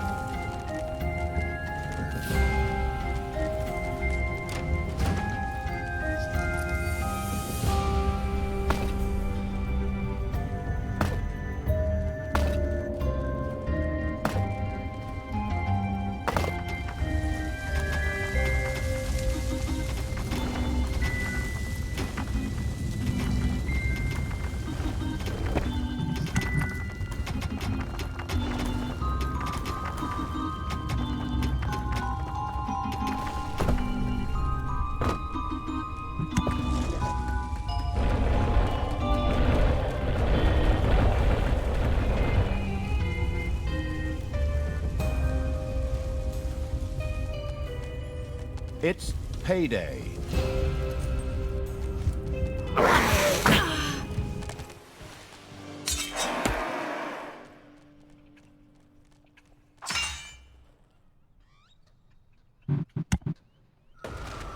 With a deafening explosion that even caused the hero's underwear to flutter, the barricade was reduced to fine powder and dramatic smoke.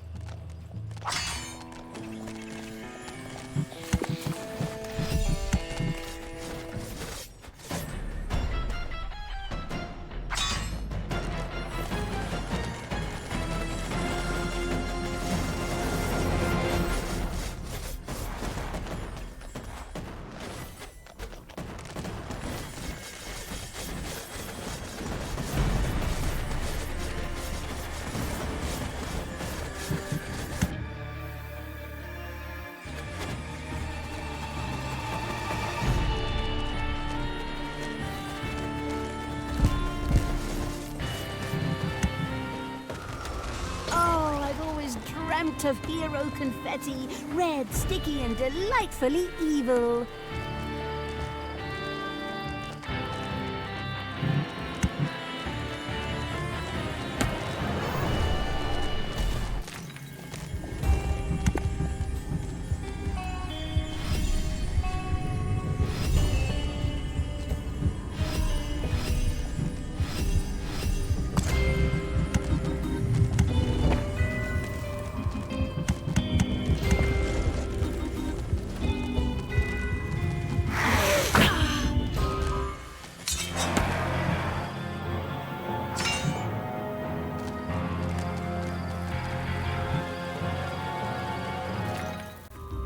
One dynamite factory alone doesn't really count.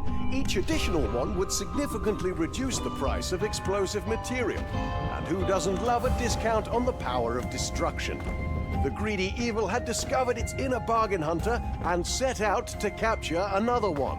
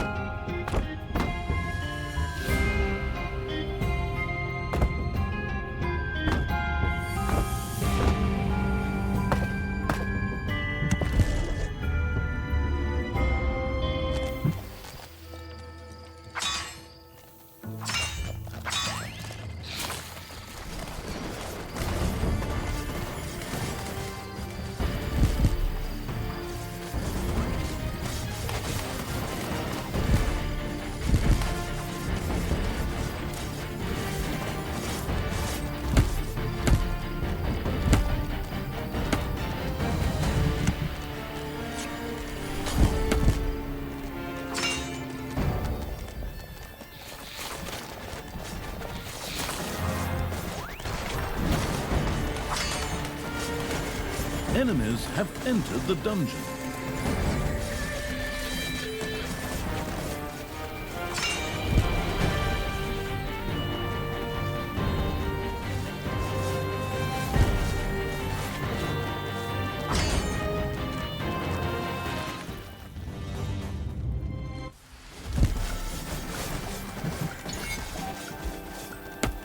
The mail train would soon arrive at the nearby station in Kaboom City. This seemed like the ideal moment to rob the train. However, it was well protected. Ooh, the perfect moment to get our claws into the valuable cargo. Of course, those idiots have stuffed the area full of guards. As if that could stop me. 2 Lucky's less is a small price to pay for all the wonderful chaos we're going to unleash. Forward, creatures! Crush them!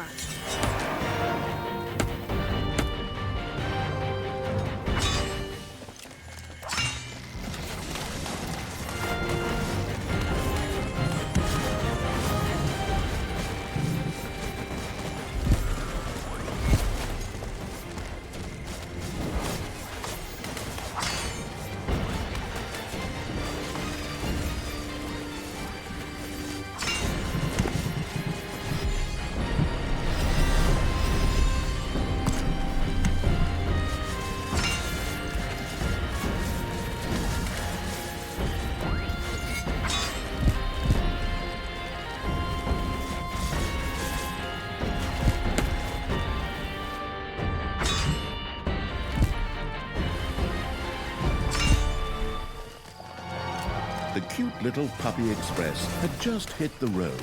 A perfect opportunity for the animal-hating evil to earn some evilness.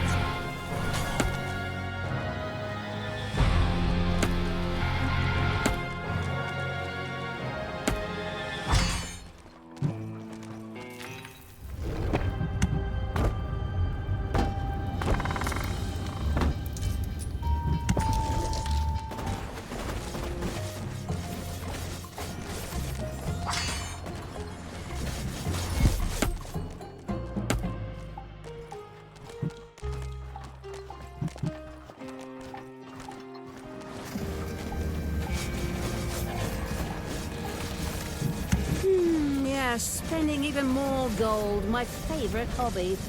Maybe we should pay for air too, or for my sarcastic comments. 3 gold per eye roll.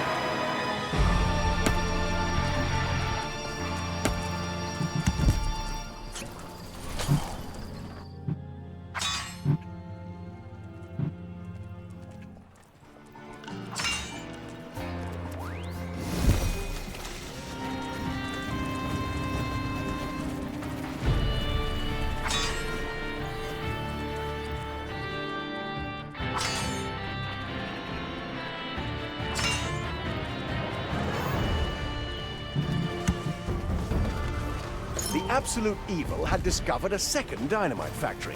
If the loot box despising evil were to take it over, the price of explosive entertainment would drop. A truly fascinating economic strategy. And who knows, perhaps there's even a little extra gift hidden in those smoke-filled halls for particularly ambitious conquerors. Hopefully not one of those loot boxes. We're not going to let this opportunity slip away. Forward, creatures! You know what to do. Keep hammering away at that dynamite factory while I watch from a safe distance. Why should I risk my manicured fingers when you can use your worthless bodies as meat shields? Remember, the advantages of cheaper dynamite will eventually trickle down to you. Just a spy. Enemies have entered the dungeon. Rat-a-tat, boom, kaboom, and a flash of light later, the annoying barricade was nothing more than a memory and microfine dust.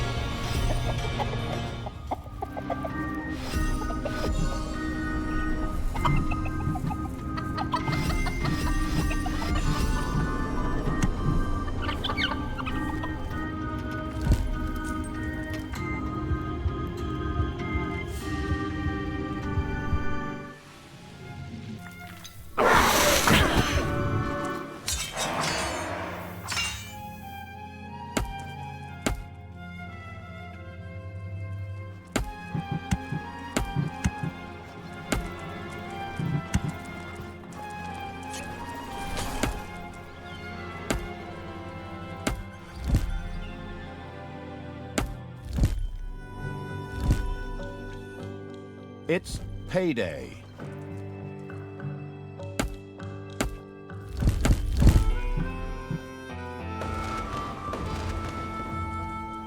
Talia and the approaching its limit evil discovered an insurmountable wall in the overworld.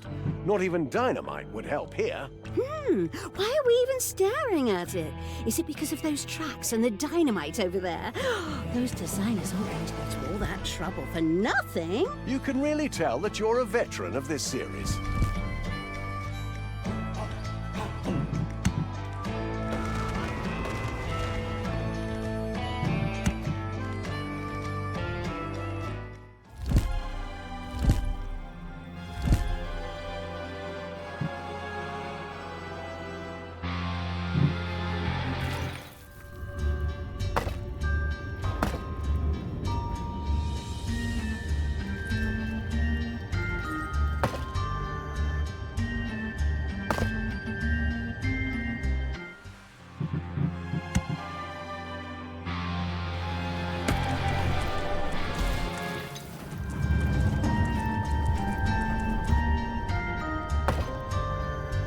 Your little snots have roused some lava lumps.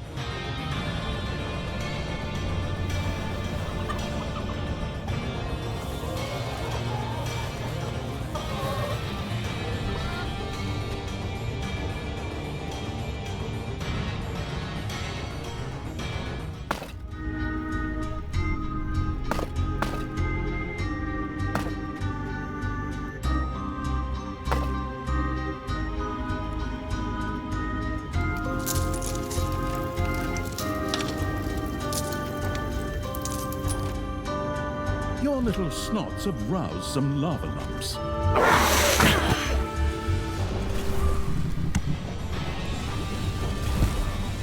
You you have discovered a number of lava lumps.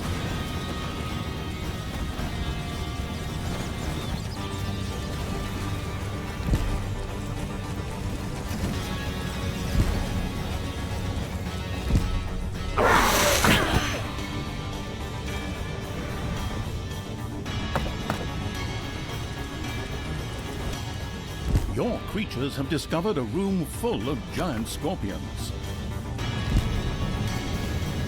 A room full of giant scorpions has been breached.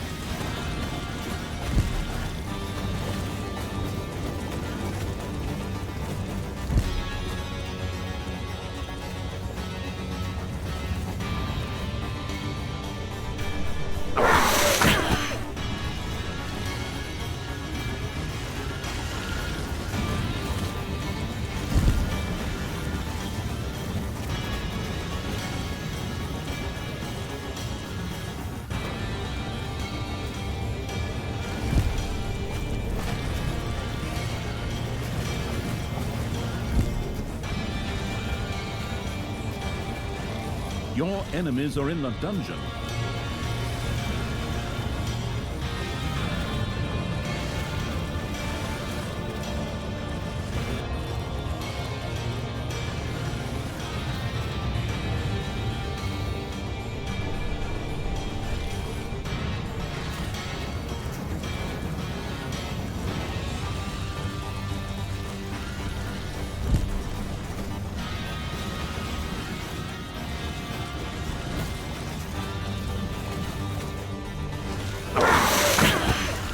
Payday.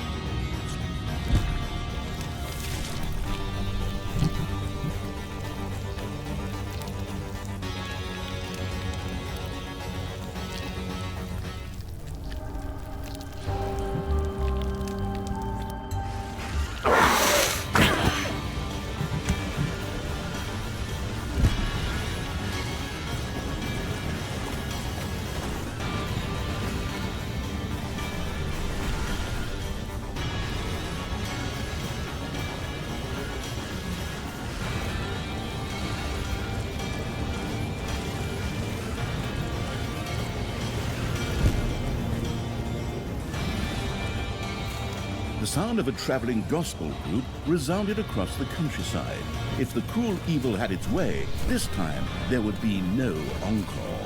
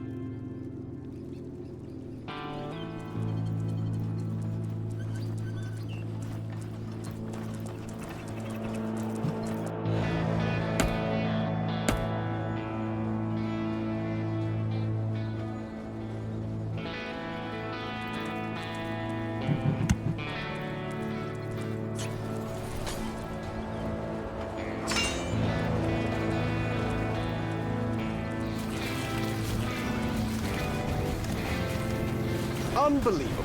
The train had actually managed to drag itself back to supposed safety, smoking, squeaking, and with all the elegance of a dying beetle.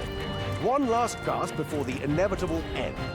How unfortunate for the absolute evil that its toy decided to breathe its last breath in the driest, hottest, and most sandy region of Dynamite Valley. Oh, come on! Now that huge blob of iron is running away for the second time! Don't trains have manners anymore these days? Stand still and explode! Is that really too much to ask?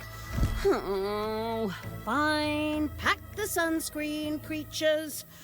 We're going on a desert safari, and that loot will be mine, even if I have to put up with sand in my boots. In its desperate attempt to escape, our friend the smoking train actually broke through the impenetrable wall. A remarkable achievement for a vehicle that should have been scrapped long ago. The borders between these sections of the game seem less robust than their names suggest. Look at that! That's definitely a case for the insurance. I would love to see the look on that clerk's face. Cause of damage. Oh, just a train fleeing from the absolute evil. Onward, creatures! Victory is near!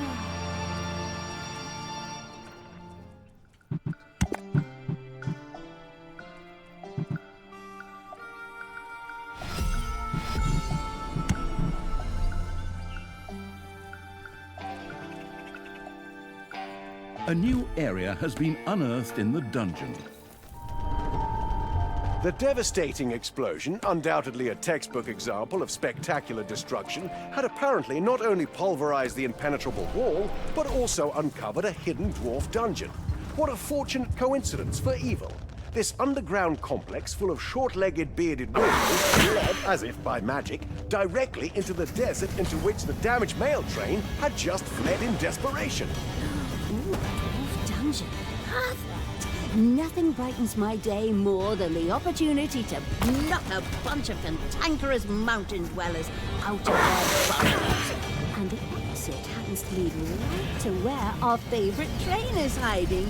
Oh, perfect! Well then, it's off to the dwarven burrow. I'll even bring my own dynamite. Call it a little Thanksgiving gift.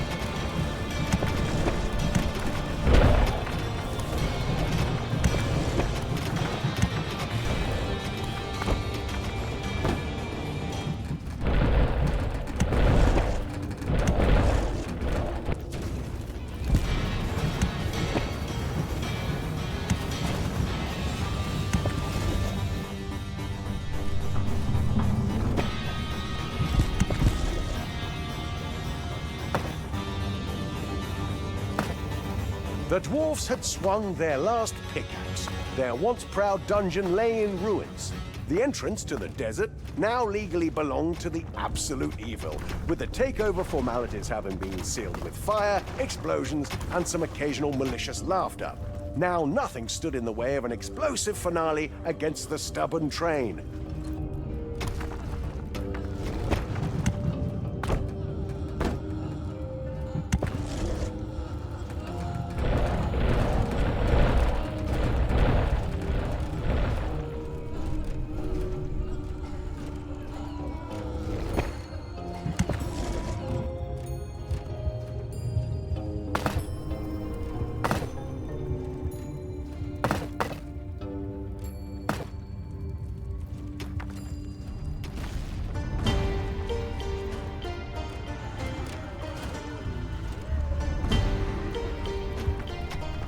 man-of-wars have appeared in your dungeon.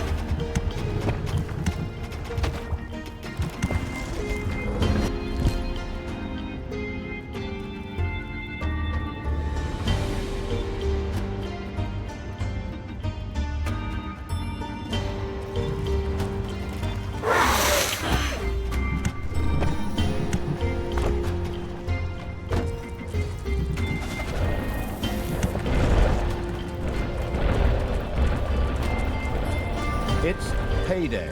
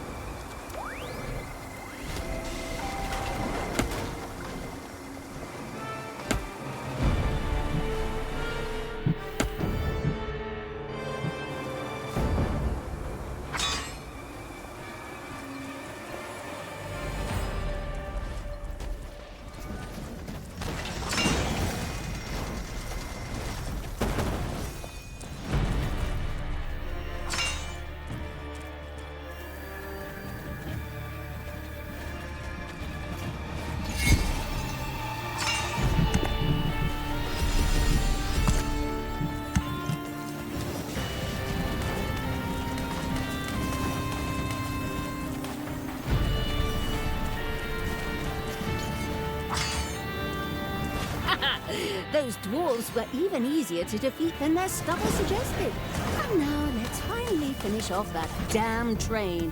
Ooh, I can't wait to marvel at its individual parts scattered over the desert sand. It will be glorious. I love dynamite, but I hate the absurdly high price tag.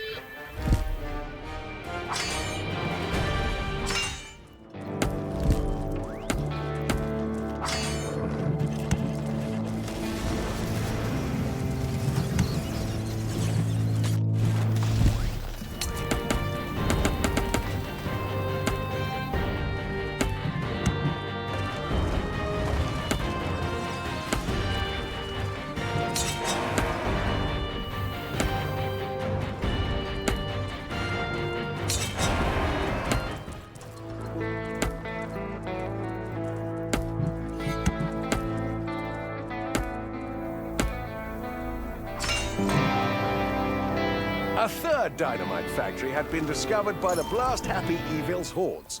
If it were to be captured, the cost of the coveted dynamite would drop even further.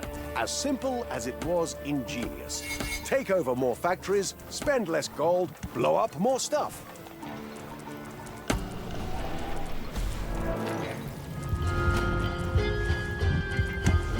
A carriage filled with heroes on home leave sped across the map.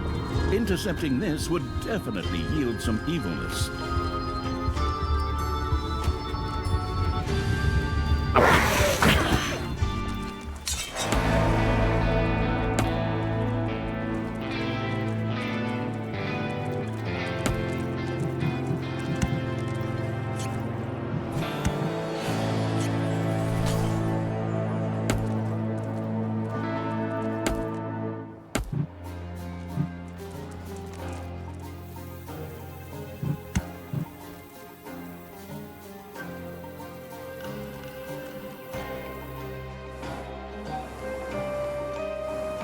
The mail train would soon arrive at the nearby station in Kaboom City. This seemed like the ideal moment to rob the train. However, it was well protected. Ooh, the perfect moment to get our claws into the valuable cargo. Of course, those idiots have stuffed the area full of guards. As if that could stop me. A few lackeys less is a small price to pay for all the wonderful chaos we're going to unleash. Forward, creatures! Crush them!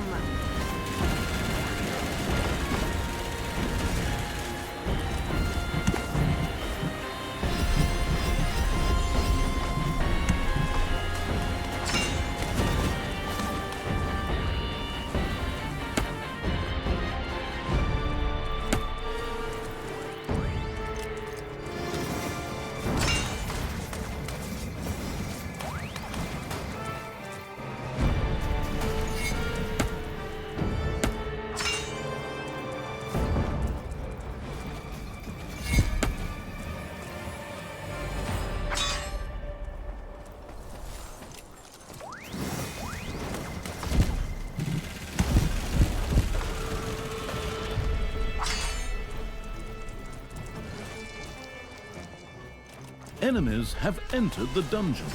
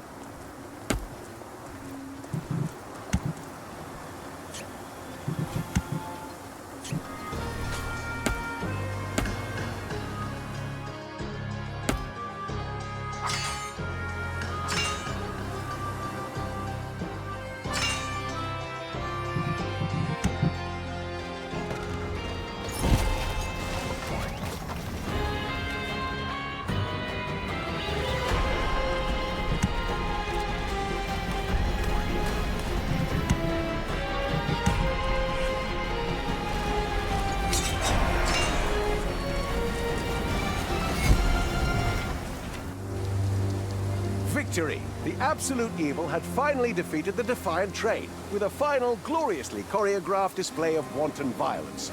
The once proud rail vehicle now lay scattered across the desert sand in thousands of picturesque pieces. The joy, the satisfaction, the... Wait a minute. Finally! Oh, no one escapes the absolute evil. And now to my hard-earned spoils. Gold, artifacts, magic weapons. But then came the moment of truth. Beaming with joy, Talia made her way through the smoking wreckage of the train, ready to savor the legendary treasures. But what did her greedy eyes see? Loot boxes! Not gold, precious gems, or powerful artifacts, no. Just box after box of digital trifles. What the? Loot boxes? The whole damn train is full of loot boxes. What's this? Fur hats for goblins, cosmetic armor paint, 50% discount voucher on your next purchase of dynamite. Is this some sort of sick joke? And so ended the story of Talia's great mail robbery. It turned out that even dwarves went with the times and now preferred digital trinkets to golden rock. Was that really a story that would put Gorgu to sleep? Well, hope springs eternal.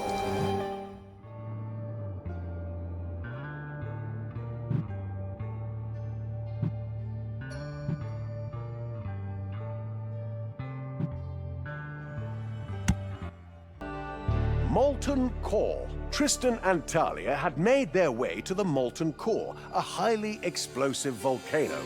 It would somehow have to be cooled before they could continue their journey.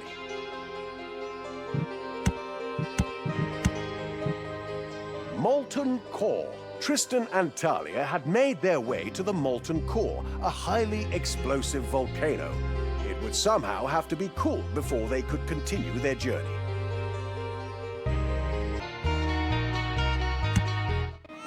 Congratulations, Talia. Maybe Gorgu would have fallen asleep if you hadn't acted out every explosion with a loud boom. It's always just complain, complain, complain. No wonder I strayed from the path of morality and virtue when I was forced to grow up with someone like you. What? You always bullied me, you nasty, cruel... I think this whole add-on is just about the fight between these two idiots. Oh, if only I'd listened to my mother and become a doctor. But no, I had to study theater arts and East German poetry. Stay tuned for more tales from the campfire. If you can do so much better, then you tell one of your stupid stories. Very well. Gorgu, hearken to my words.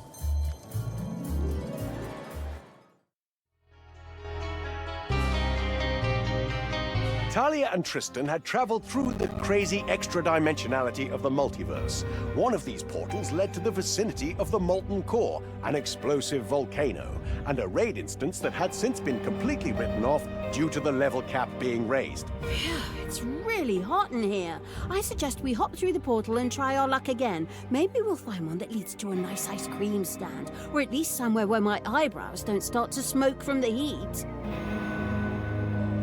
Unfortunately, the portal was located in the Molten Core itself. However, unless you had a fire resistance of over 9,000, this was out of reach. At least not until the crater could be cooled down. Even a Fire Lord would beg for a fan in this heat. Despair not, evil sister. I already have a plan. Actually, I have a rough idea. A sketch, so to speak. Let's say the basic features of a possible concept. Tristan's paladin powers would be useful here. By a strange twist of fate, there were several frost shrines to be found nearby. If Tristan were able to conquer them, this would cool the Molten Core, almost as if some godlike quest designer had placed them there.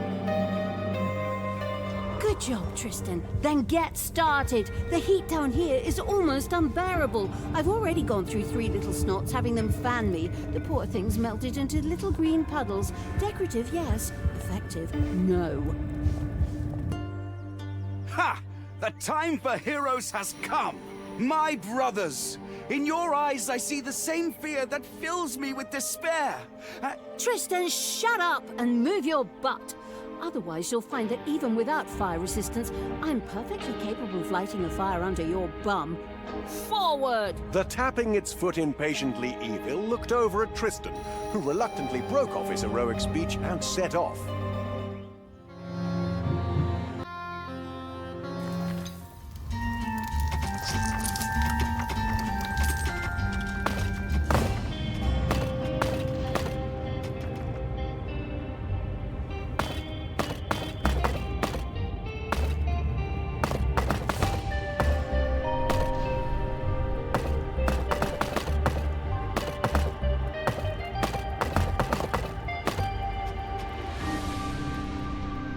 you have unearthed a new area in the dungeon.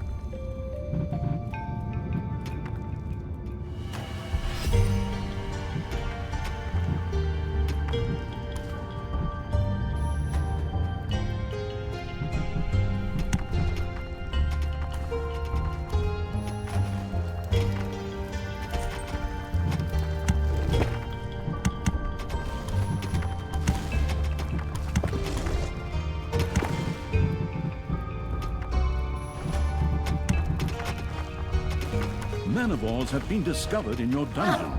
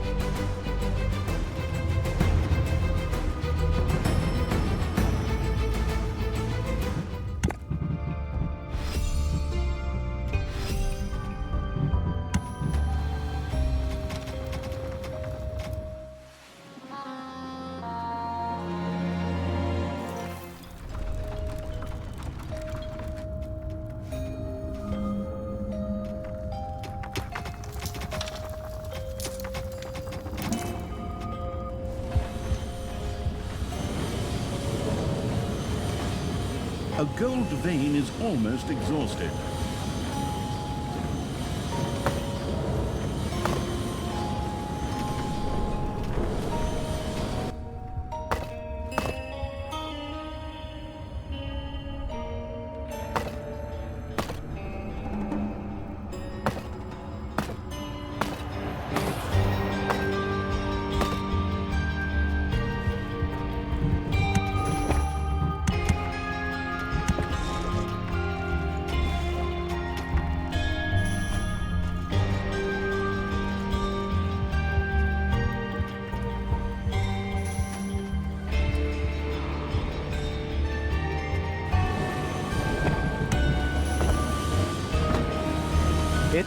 payday. Some wicked critters had settled nearby and pledged allegiance to the ruler of the Molten Core. These servants of the flame were about as thrilled by Talia and Tristan's presence as an ice cube is by a visit to the sauna. Ha! Wicked critters? I can handle them with ease. At least I don't have to face the moral dilemma of fighting against good people. I hope you don't mind, stepsister. Those little wretches dare to stand in my way. I'll twist their ears so hard they'll be able to use them as a corkscrew. Forward, my lackeys. Show these wannabe baddies what real badness looks like. Destroy them, steal their vows of loyalty to the flame, and pour water on them.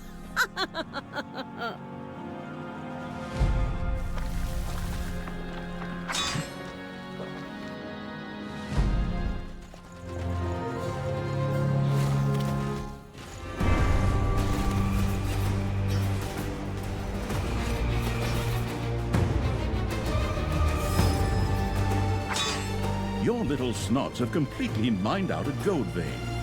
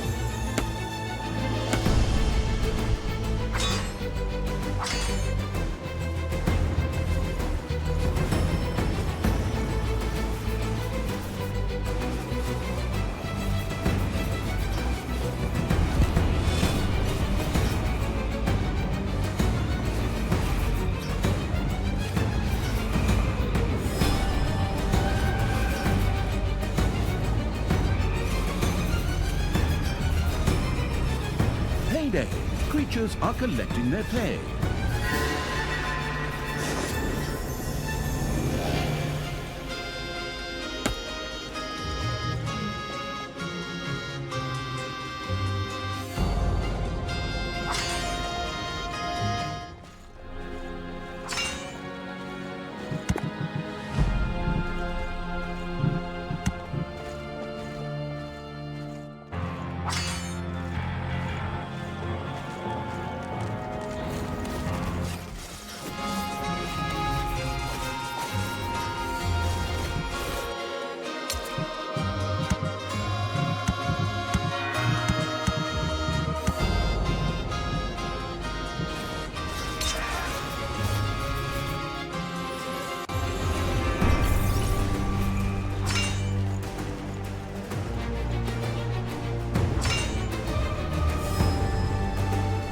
Tristan and the strategically scouting Evil had discovered the first frost tribe. It shimmered in an unnatural hue that screamed, "Go ahead, try to interact with me." Oh, look, Tristan! A wonderful magical shrine where you're guaranteed not to be attacked while trying to capture it. I'd help, but I need to file my nails. Ha! Of course I'll face the danger. Whatever insidious attack comes my way, it can't be worse than the years I spent with a malevolent stepsister.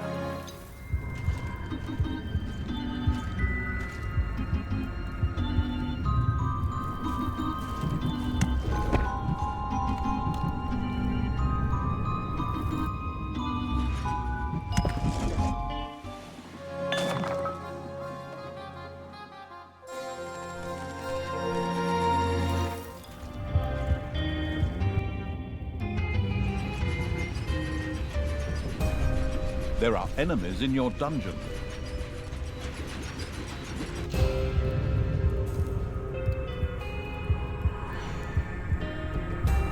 I'm back in the game.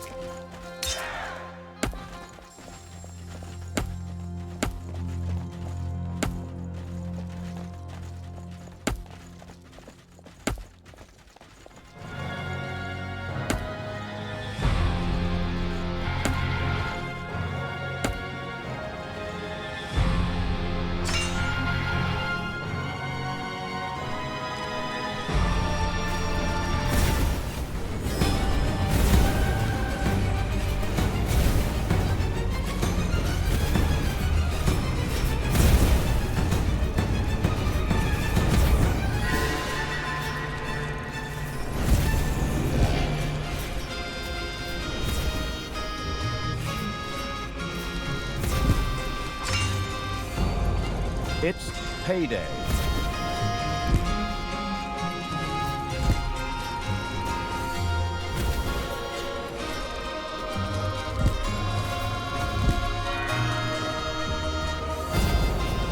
Talia had once again kicked the bucket.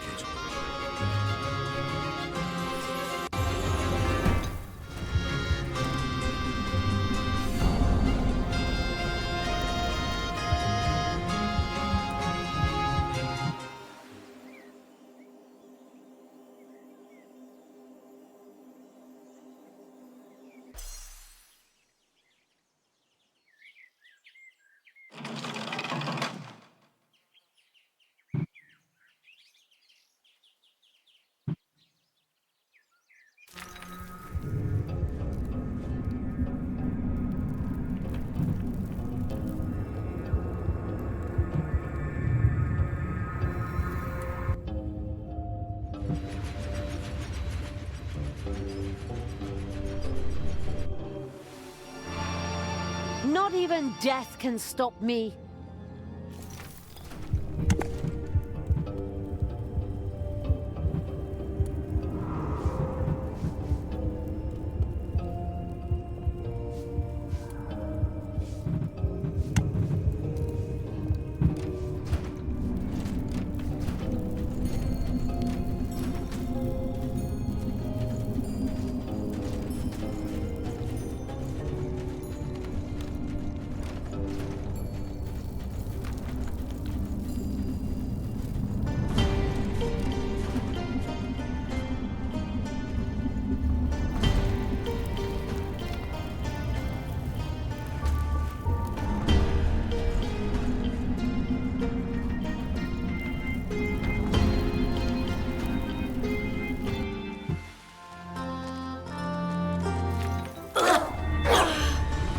Enemies are attacking the fortress.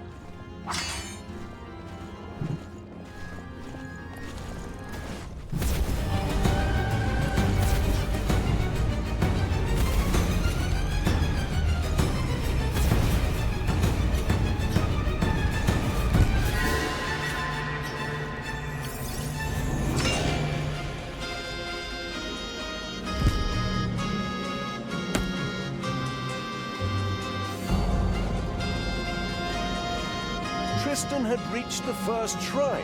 A lengthy prayer was now required to activate it. A lengthy prayer. Oh, that's going to take me a while. And during that time, I'll be unprotected and unable to move. Stepsister, a little help here. Oh, of course, brother mine. I just need to quickly do my nails. Just give me 3 to 4 hours. Oh, holy light, bless this frost shrine and... Wait, are those enemies approaching? Talia! Talia! Talia had once again kicked the bucket.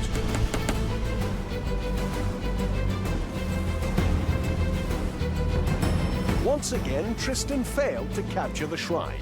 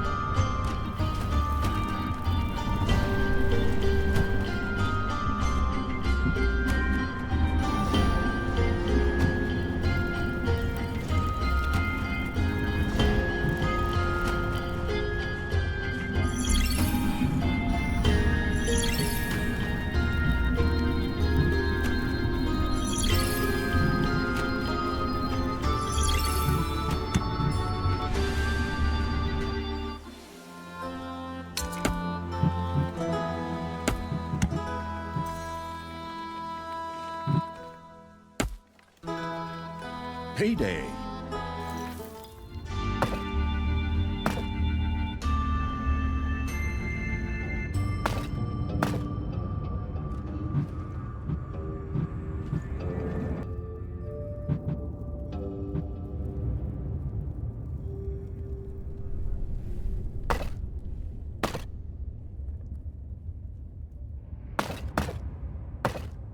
Death is not the end.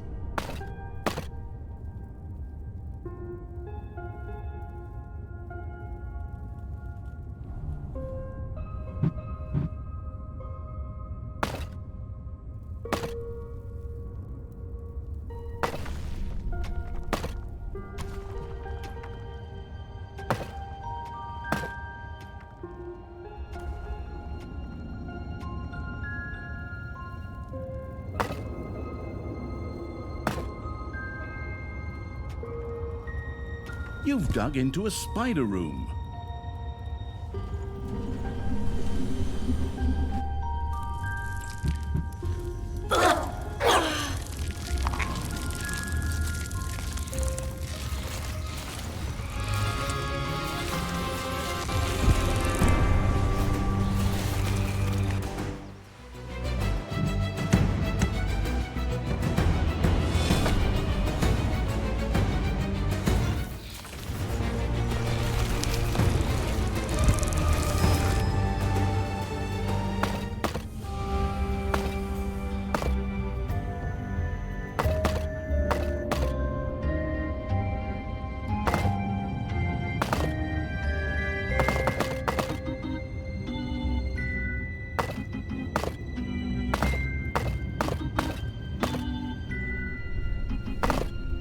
Enemies have entered the dungeon.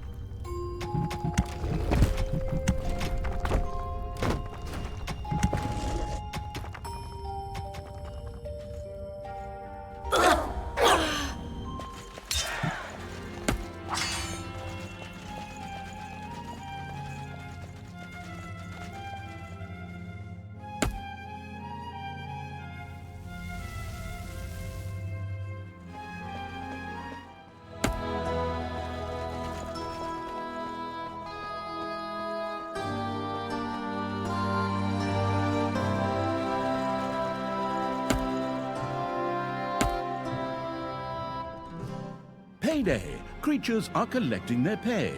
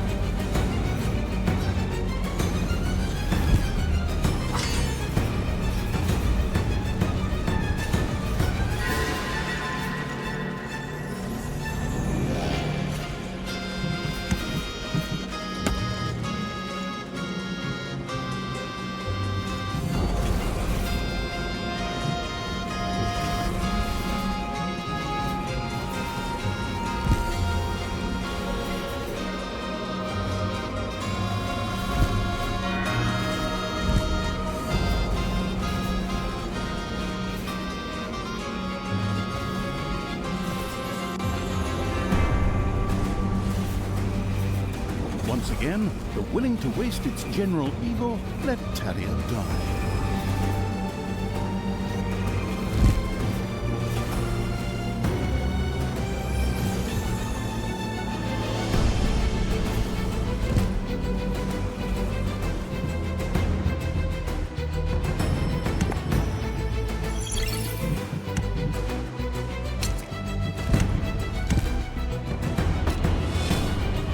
Tristan died trying to capture the shrine. The pitilessly giggling evil watched impressed as Tristan fell gasping to the ground. The paladin would just have to try again.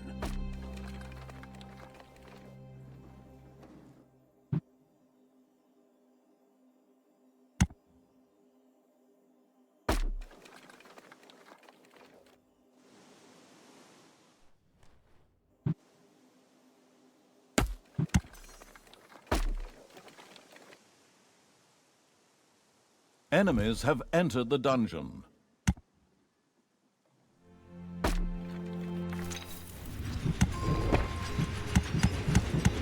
I'm back in the game.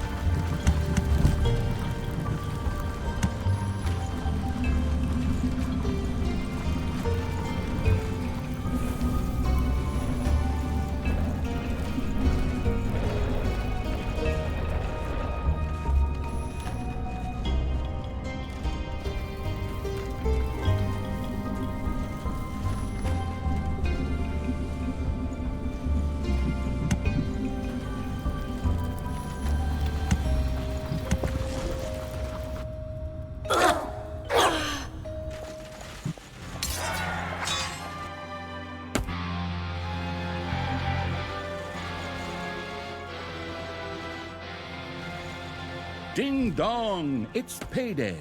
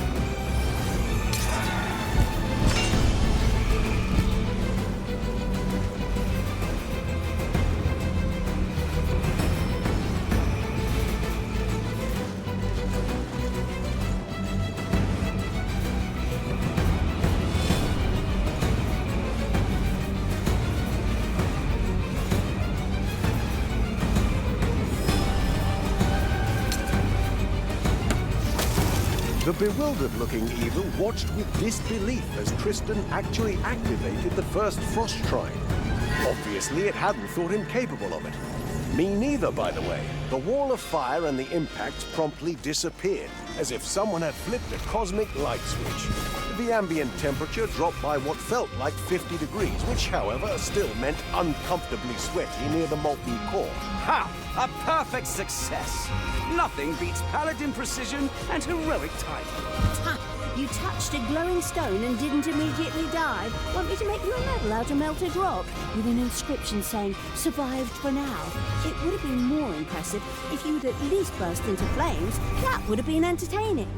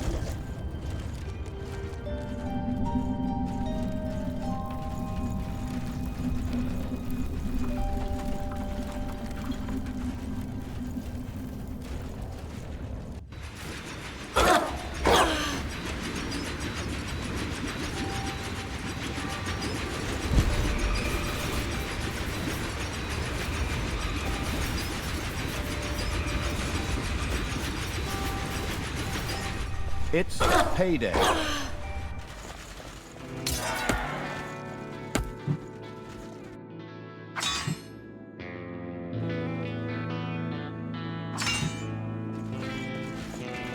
Your gold vein is nearly exhausted.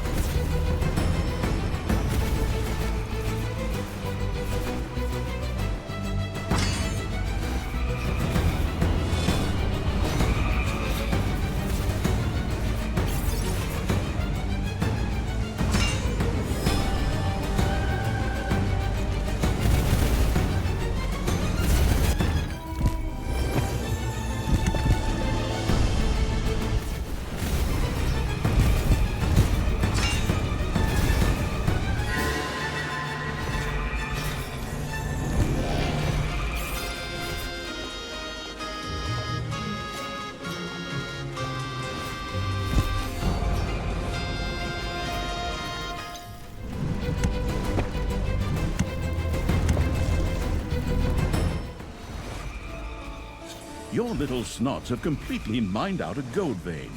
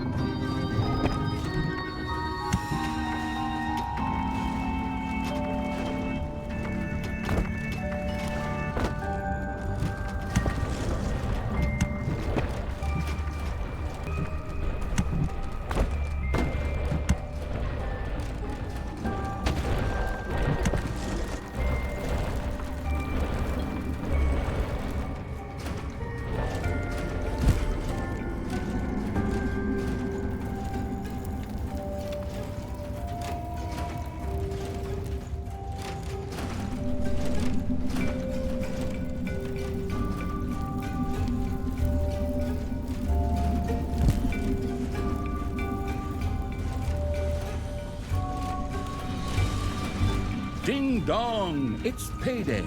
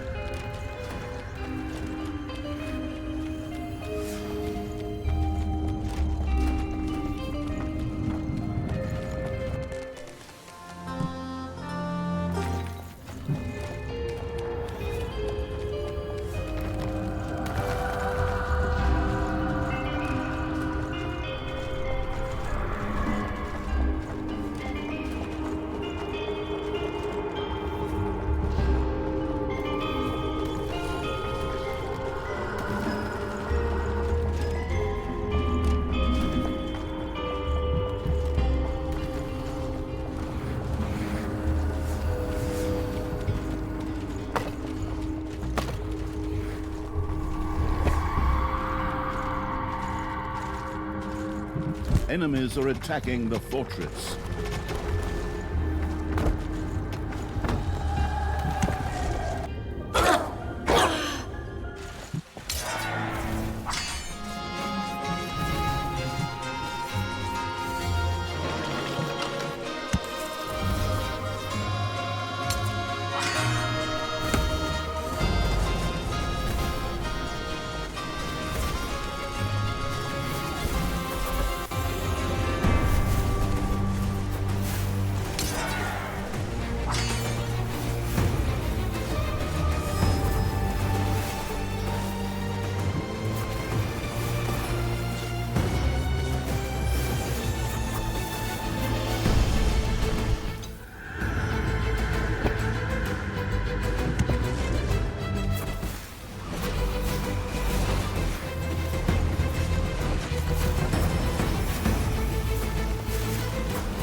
Tristan's fortress is under attack.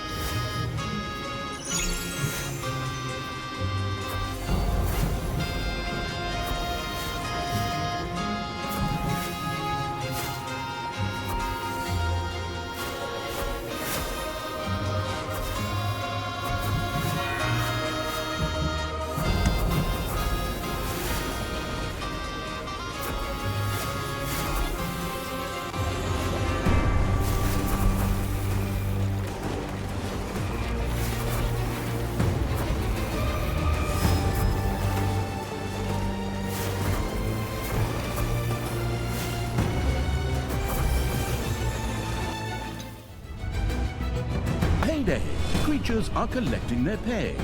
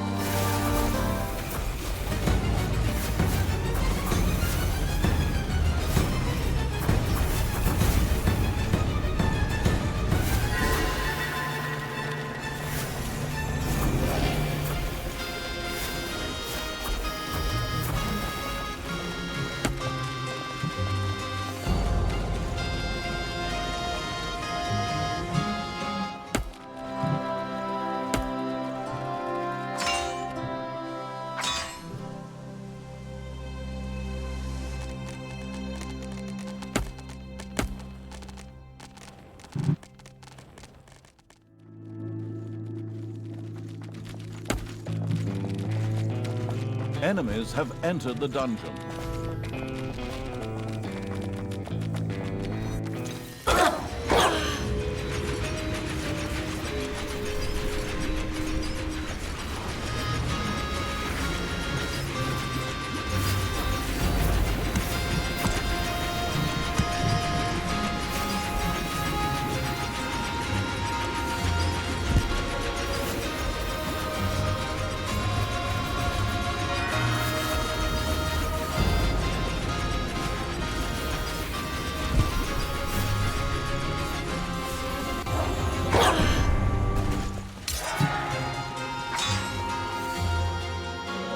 Ding dong, it's payday.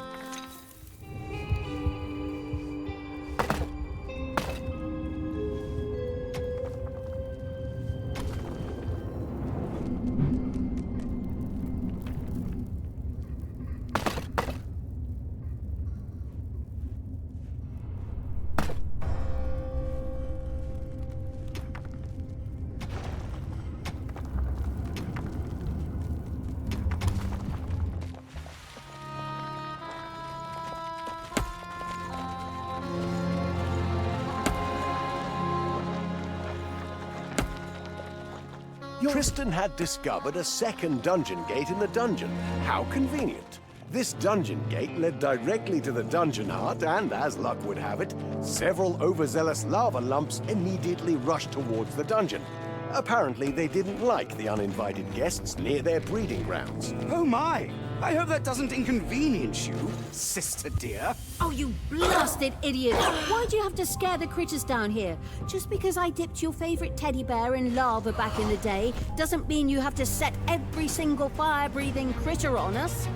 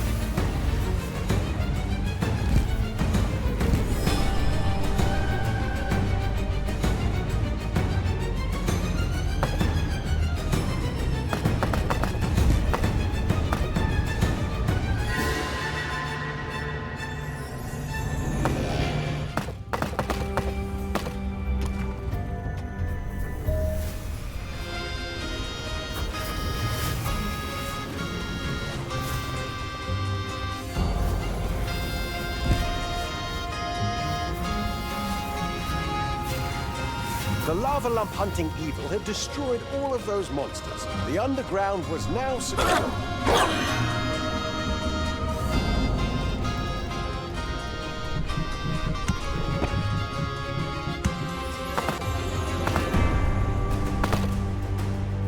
Enemies have entered the dungeon.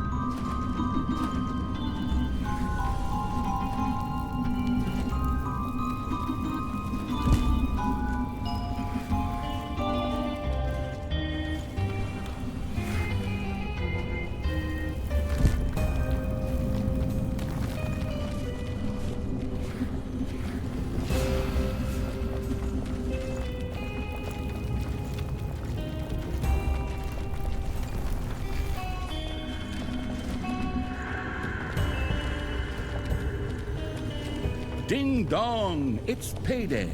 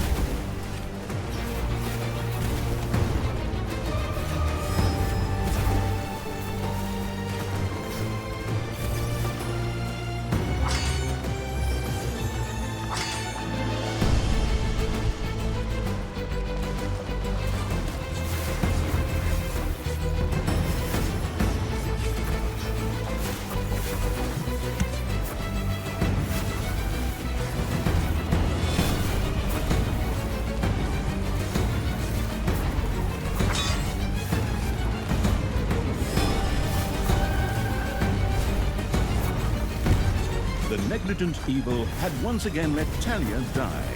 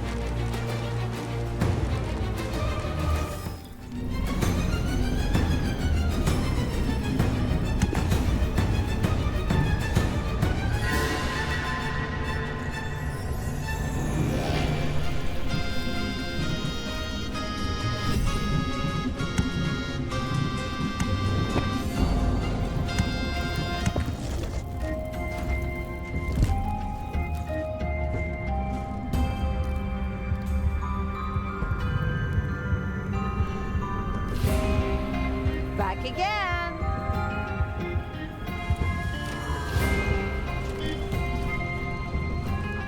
There are enemies in your dungeon.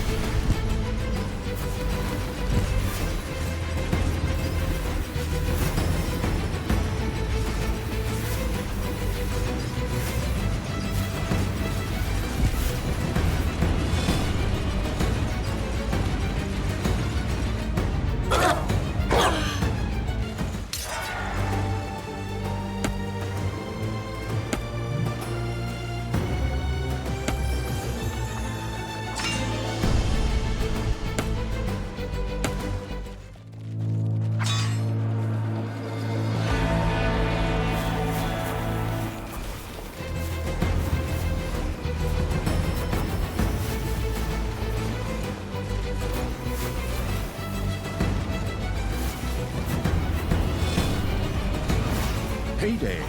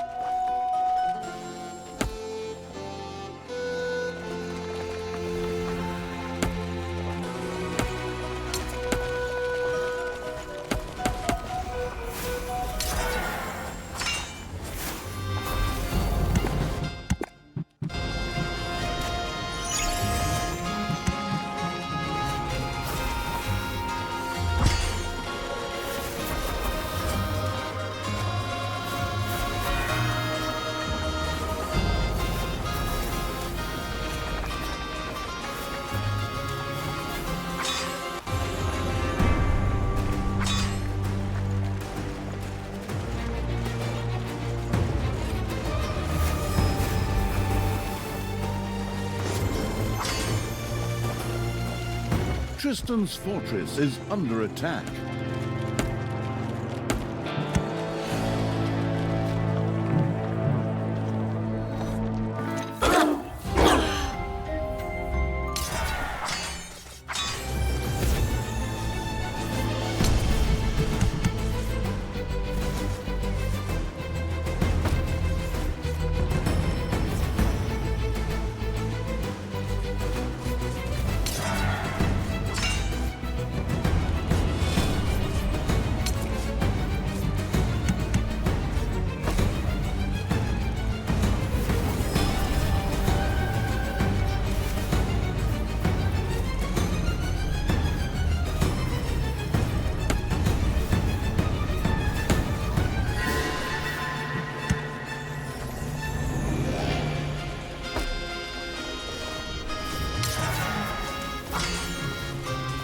Tristan's fortress is under attack.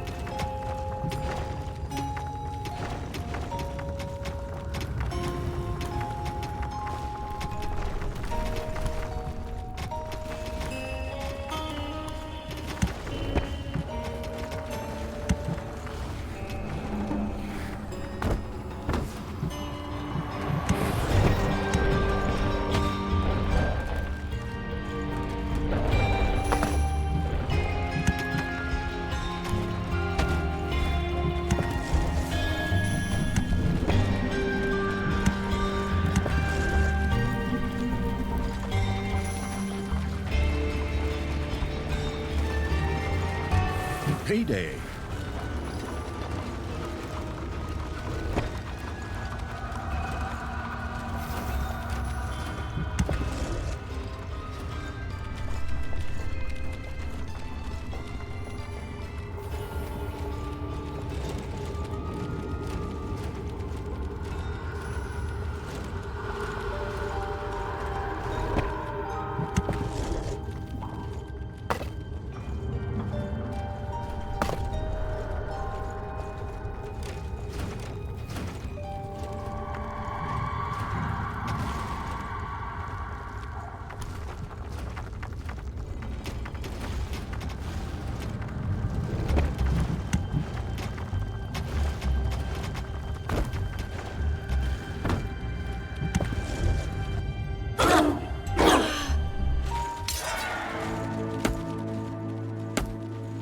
Your gold vein is nearly exhausted.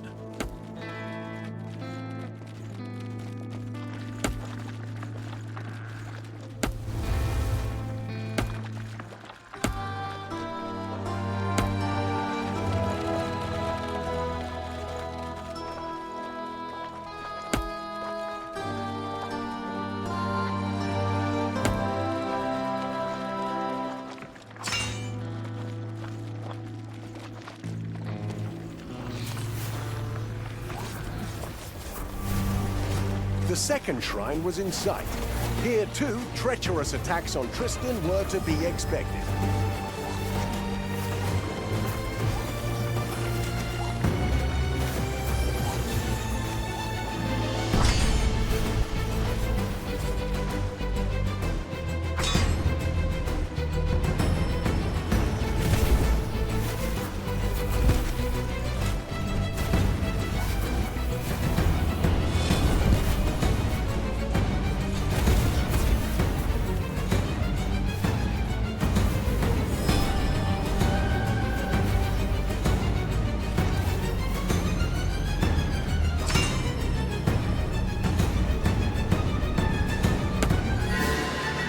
Talia, I hope you protect me a little better this time. I will once again sink into a long prayer and be completely defenseless. Talia, I think some enemies are already heading this way. Talia? Talia! What's that, brother dear? Sorry, I had my earplugs in and couldn't hear you at all. What were you saying? Something about completely defenseless and so on? Oh dear, how unfortunate. And look, those pests are coming straight for you, like moths to a flame. Or in your case, like poor dogs to a juicy bone. Arr.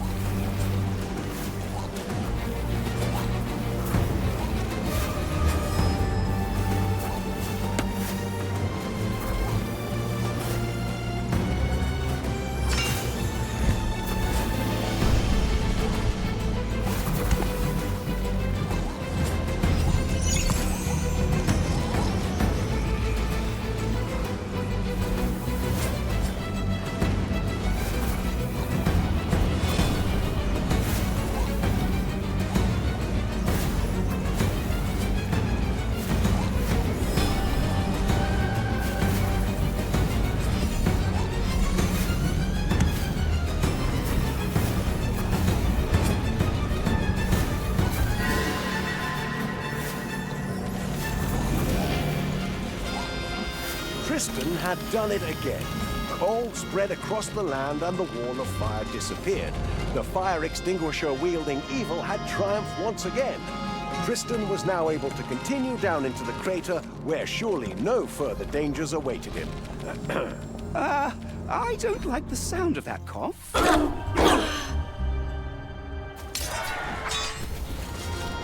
The head-shaking evil could only watch as Tristan's abandoned fortress was reduced to rubble. Apparently, our illustrious hero had forgotten that one cannot simply abandon all one's defenses to embark on an adventure. Who would have guessed? Certainly not Tristan.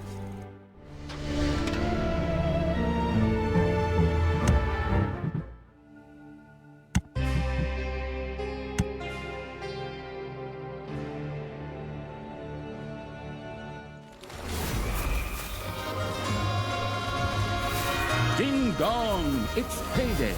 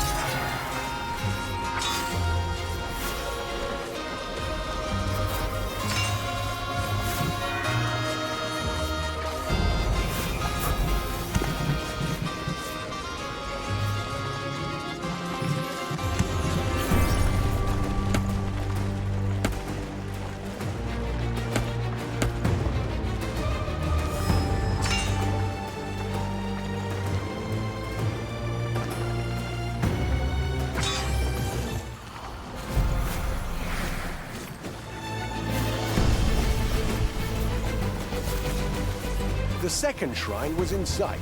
Here too, treacherous attacks on Tristan were to be expected.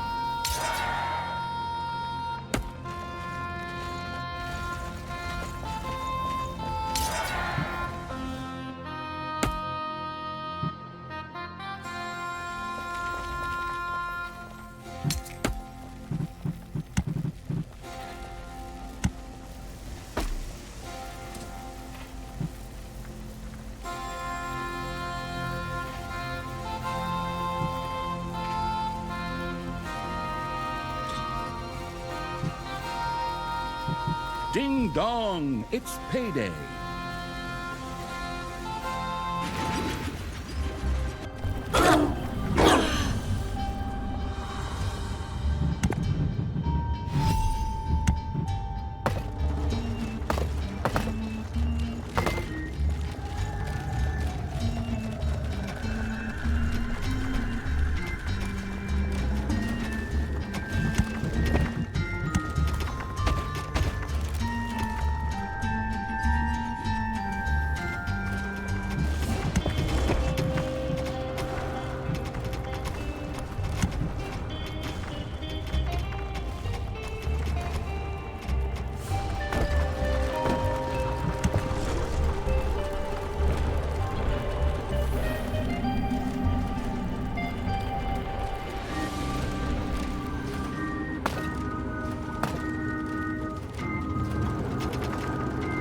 Manivores have been discovered in your dungeon.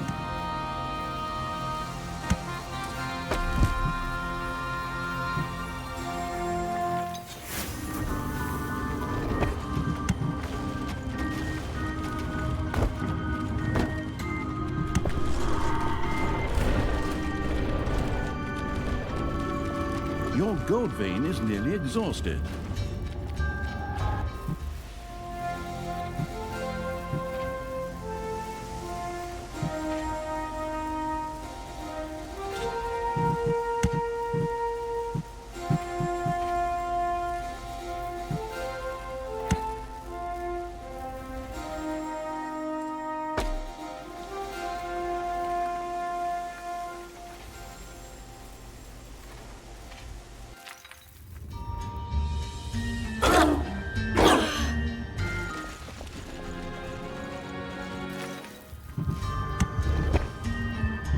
Your enemies are in the dungeon.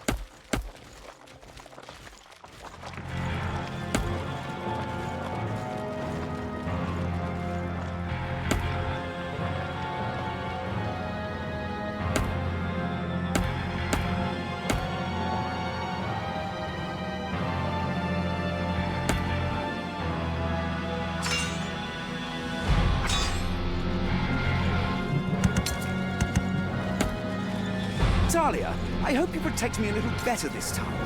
I will once again sink into a long prayer and be completely defenseless. Talia, I think some enemies are already heading this way. Talia? Talia! What's that, brother dear?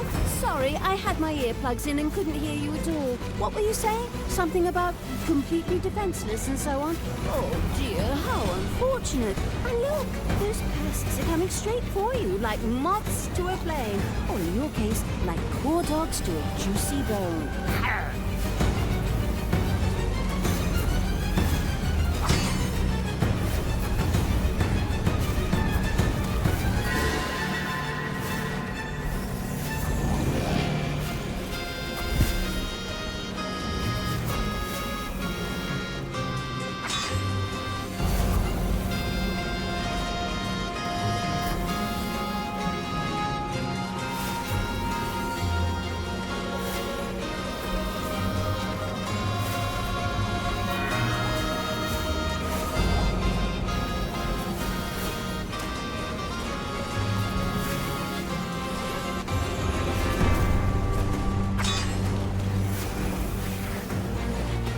Tristan had done it again. Coal spread across the land and the wall of fire disappeared. The fire extinguisher-wielding evil had triumphed once again. Tristan was now able to continue down into the crater, where surely no further dangers awaited him. I don't like the sound of that cough.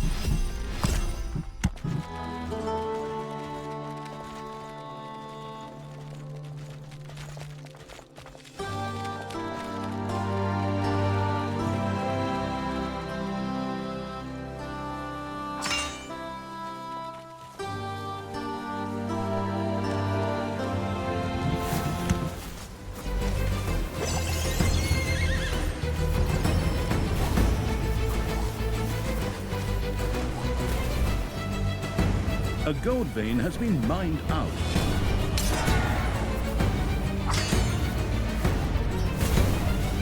Enemies are in the dungeon.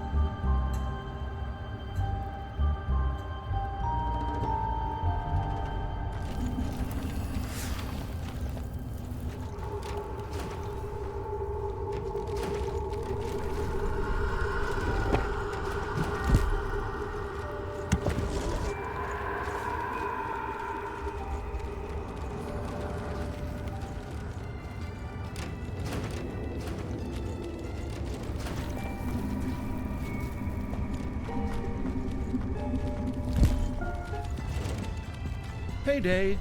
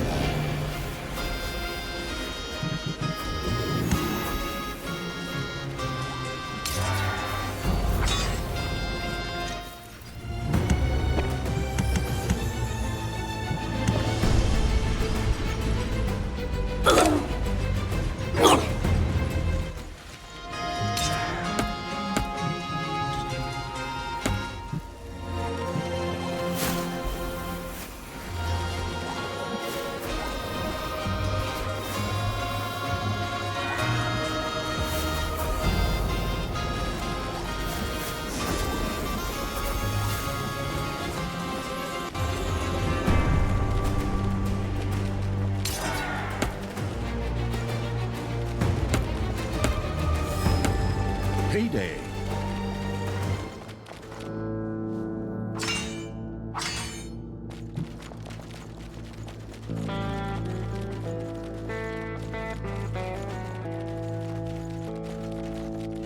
Suddenly, fire fell from the sky. The heat was so intense that even the air seemed to be burning. It's as if the Flame Lord Ragnaros himself sent a fiery welcome gift, unwrapped but with plenty of explosive effects. Fuck off! We probably just need to wait for the right moment to continue. This is the only way. A classic evasion challenge for a true hero. Almost like back then, when you ripped my bedroom door with that bucket of fish guts. Let's hope you dodge better this time.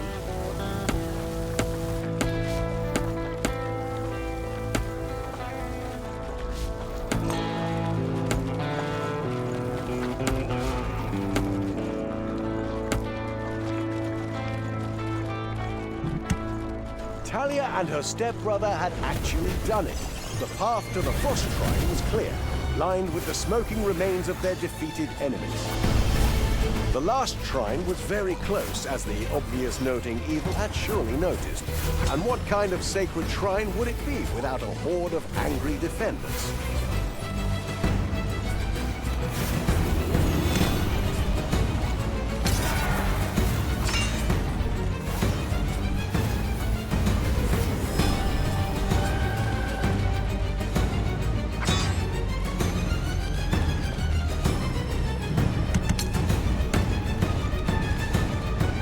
Tristan prepared to say a third, particularly lengthy prayer to capture the last shrine.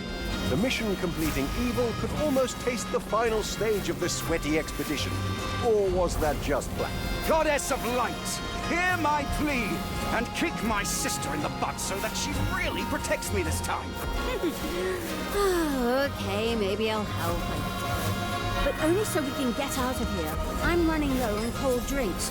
Forward, creatures! Protect my whiny brother, tear those enemies limb from limb, and reduce them to ashes!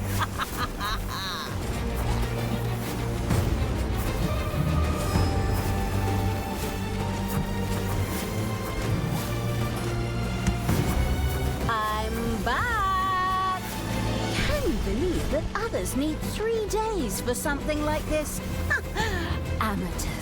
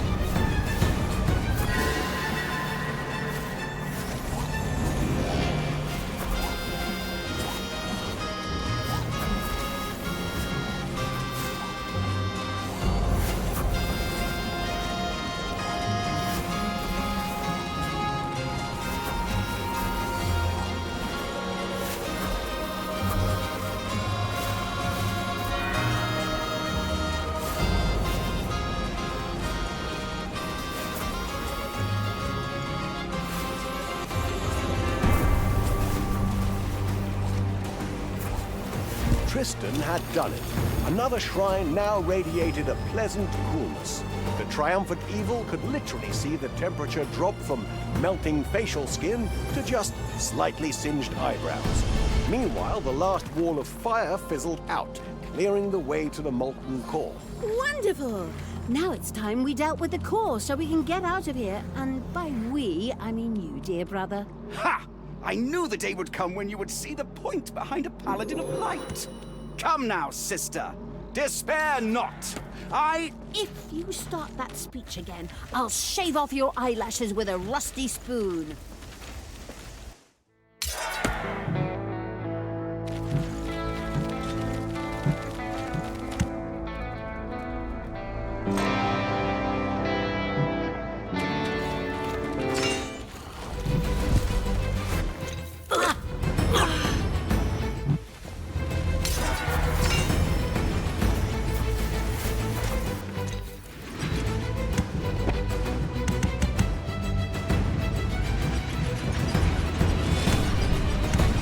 payday.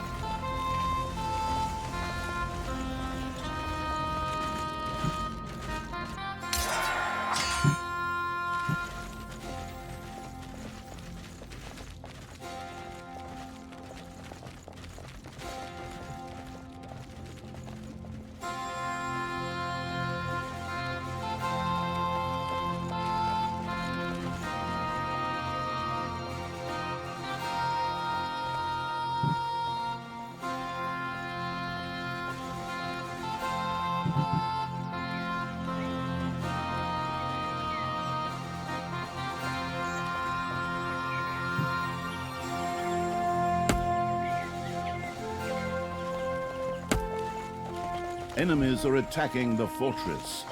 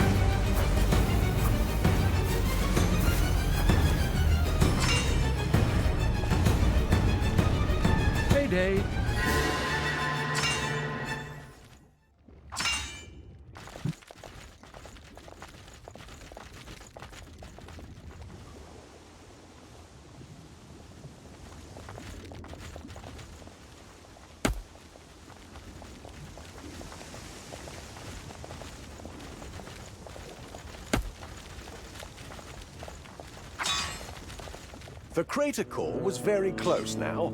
The finale sensing evil could already feel the searing heat through the soles of its imaginary shoes. However, it wasn't likely to happen without a spectacular final battle. Oh, not again.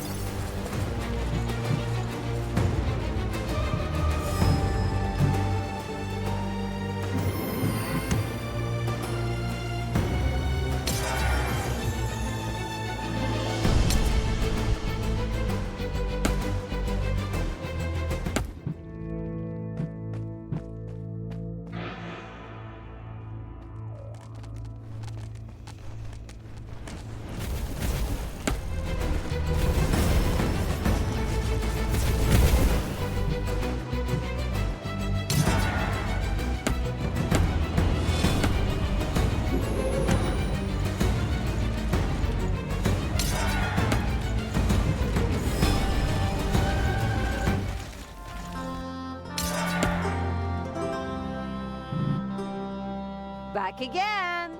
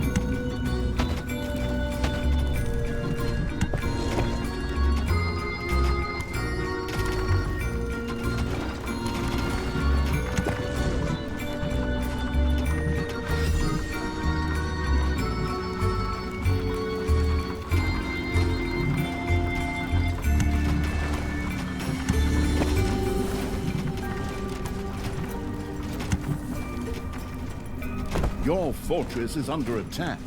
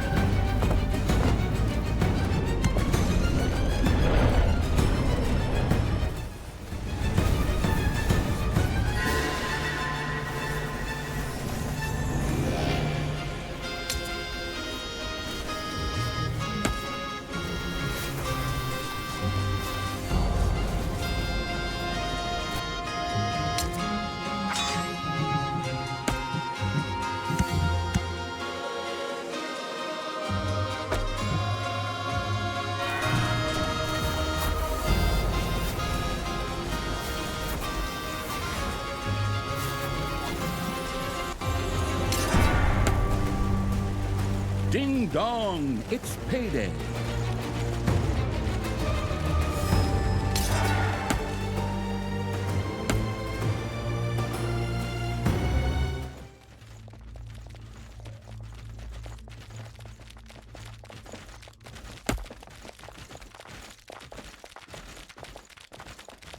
Tristan just had to cool down the molten core itself to allow the siblings to escape from this world. The almost there now evil could already feel victory within its grasp. Just one last teeny tiny procedure and this sweaty ordeal would be over. Ah, I just need to throw this ring into the fire. A strange little fellow gave it to me earlier so I could do it for him. Are you running errands for some fat kids now? Come on, Tristan, do your thing with that damn molten core so I can get out of here. My hair's starting to frizz, and my makeup is melting faster than an ice cube in a goblin forge. If I stay here any longer, I'll look like a flambéed hellhound. All right, all right. You're always so bossy.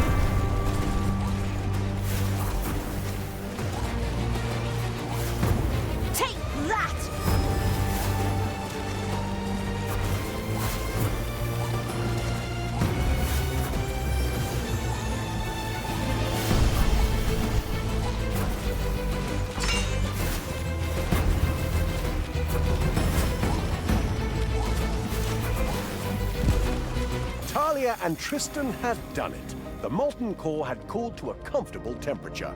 The triumphant evil could finally breathe a sigh of relief. No more plummeting fireballs, no hissing lava flows, and definitely no singed underwear. The entrance to the portal to other worlds was now open, glowing like the emergency exit of the hottest sauna in the universe. And that's exactly how we got out of there. I can remember it as if it were yesterday. And of course, I did most of the work. What do you mean, yesterday? That's exactly what happened to us just 5 minutes ago. Your head is still smoking in one spot. And for the record, I was the one who conquered the shrines. I was the one who cooled down the core. And so began another sibling quarrel, which would certainly not help little baby Gorgu fall asleep.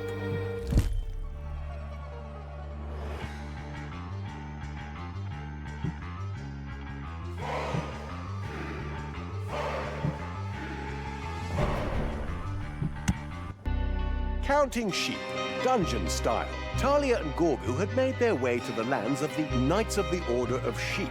These bleating heroes had access to unsavory magic that turned their enemies into harmless woolly creatures. Would Talia still be able to make short work of them? This time, the siblings managed to get into a fight even as the story was being read. Meanwhile, Gorgu continued to cry.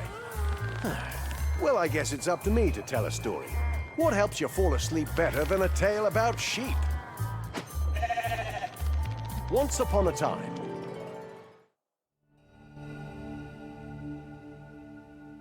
There, at the edge of the horizon and the map, stood the fortress of the Knights of the Order of Sheep, in all its architectural mediocrity.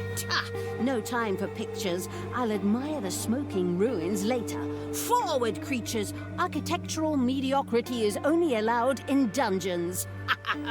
But on her way to the fortress, Talia encountered one of the Knights of the Order of Sheep's fog machines.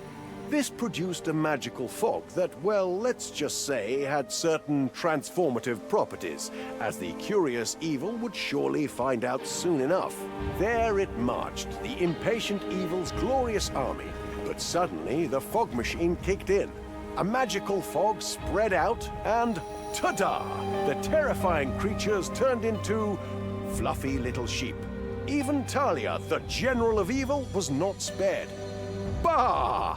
I mean, how unfortunate. The woolly evil seemed to have suffered a minor setback. But fortunately, there was a possible solution, a sheep farm. There, dynamite sheep were bred, originally for a different video game. Explosive, determined, and conveniently immune to being turned into a sheep, the tactically minded evil might find this information useful.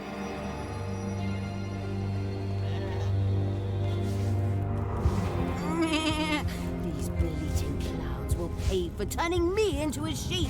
They will suffer, they will scream, they will drench their fluffy wool cloaks with tears. Forward, my loyal minions, get me those explosive balls of wool.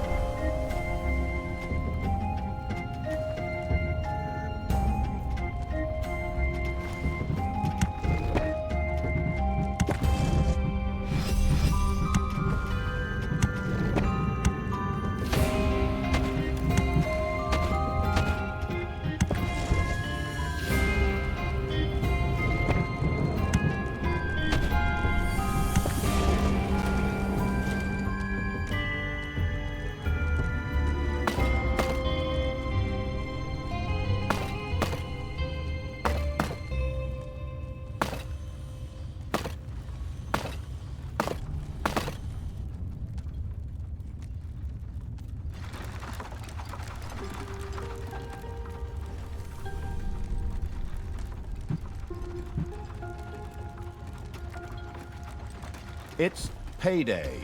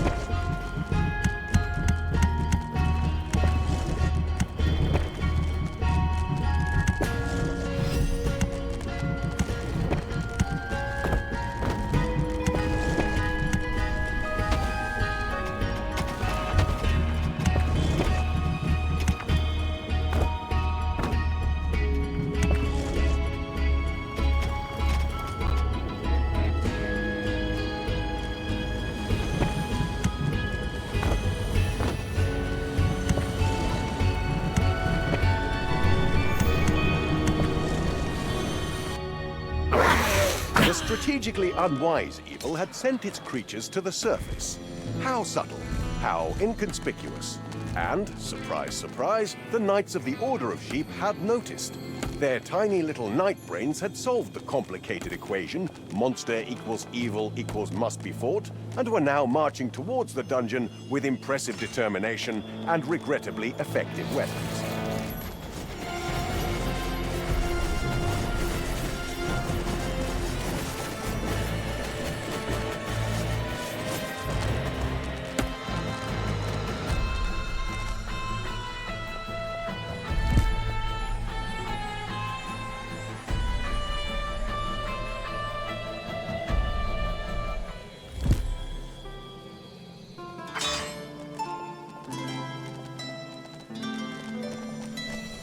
The tactically minded evil's creatures were very close to the first sheep farm. The dynamite sheep bred there were the urgently needed key to destroying the pesky fog machines. Nothing screams combat superiority like explosive livestock.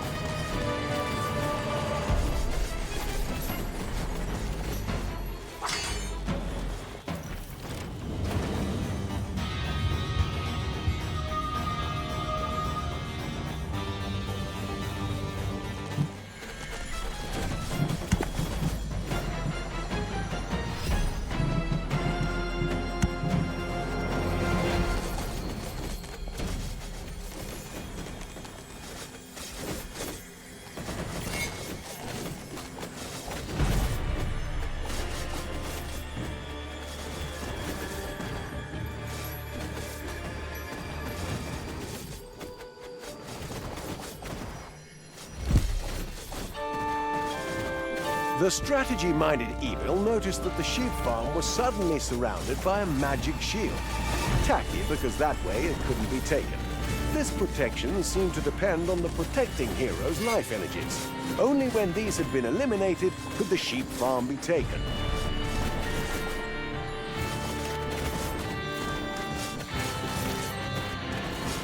With a snap of its fingers, or whatever a hand gesture challenged evil does, the first sheep farm became part of its arsenal. At regular intervals, another explosive woolly marvel would be prepared, ready to be released at the impatiently waiting evil's command.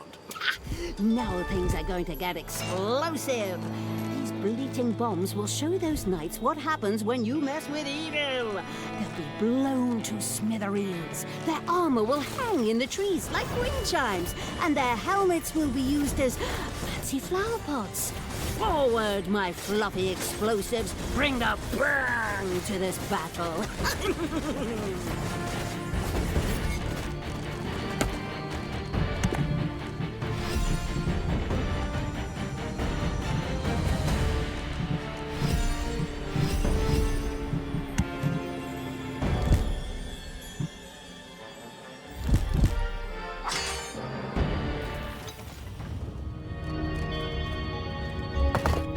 Payday! Creatures are collecting their pay.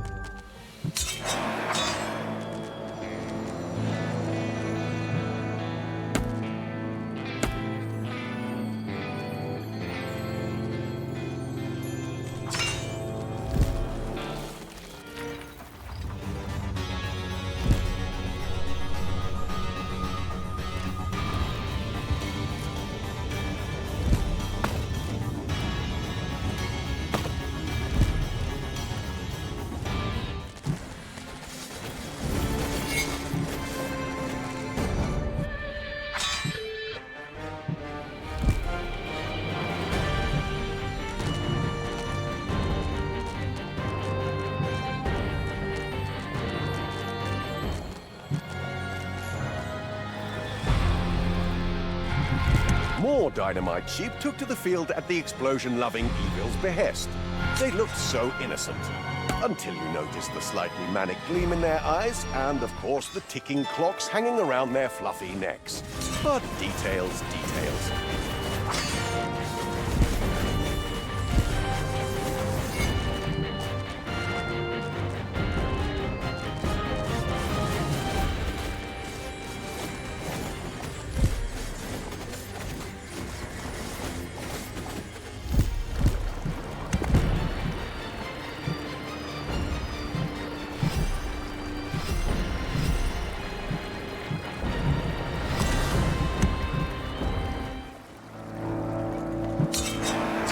One less dynamite sheep in the ranks of the absolute evil.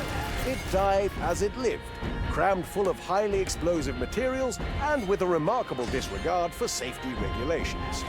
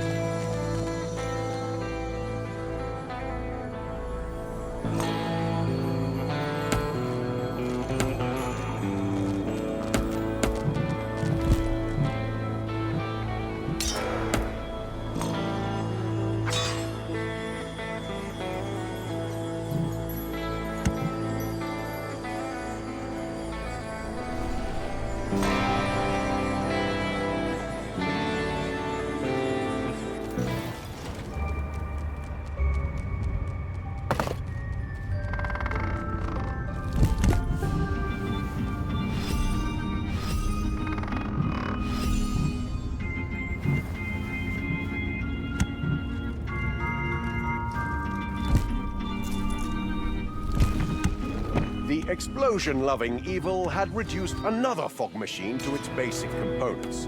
The magic fog dissipated like a bad mood at a cake buffet. However, some knights were still in a bad mood and prepared to counterattack.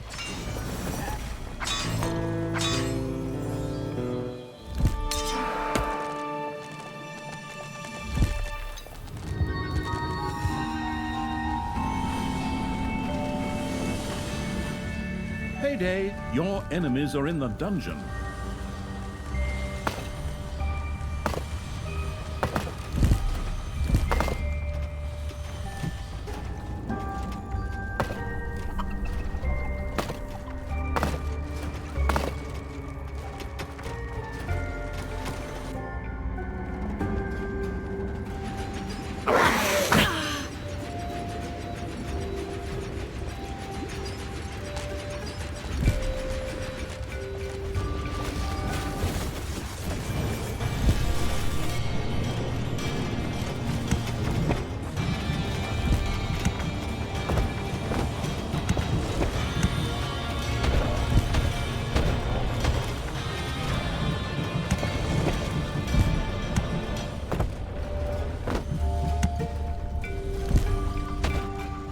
Take that, you worm!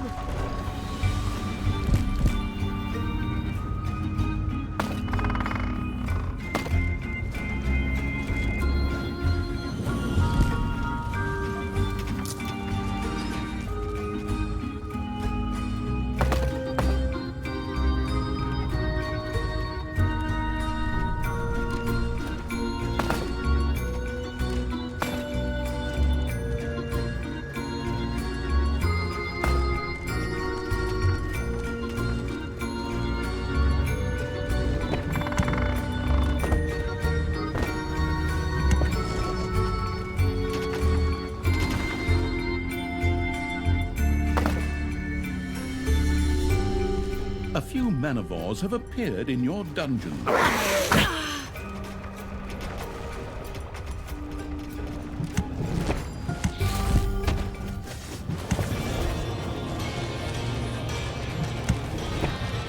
area of the dungeon has been discovered.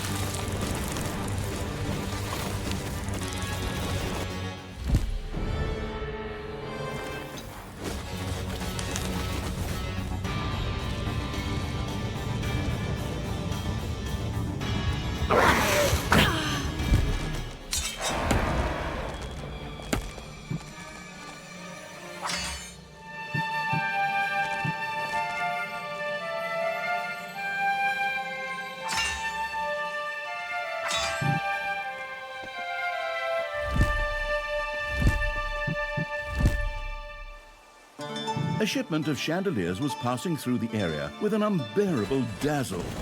The lightless evil would soon plunge that shipment into darkness. And a few dynamite sheep materialized out of thin air. The militarily innovative evil revolutionized warfare. Why build complicated siege engines when you could just stuff sheep full of explosives?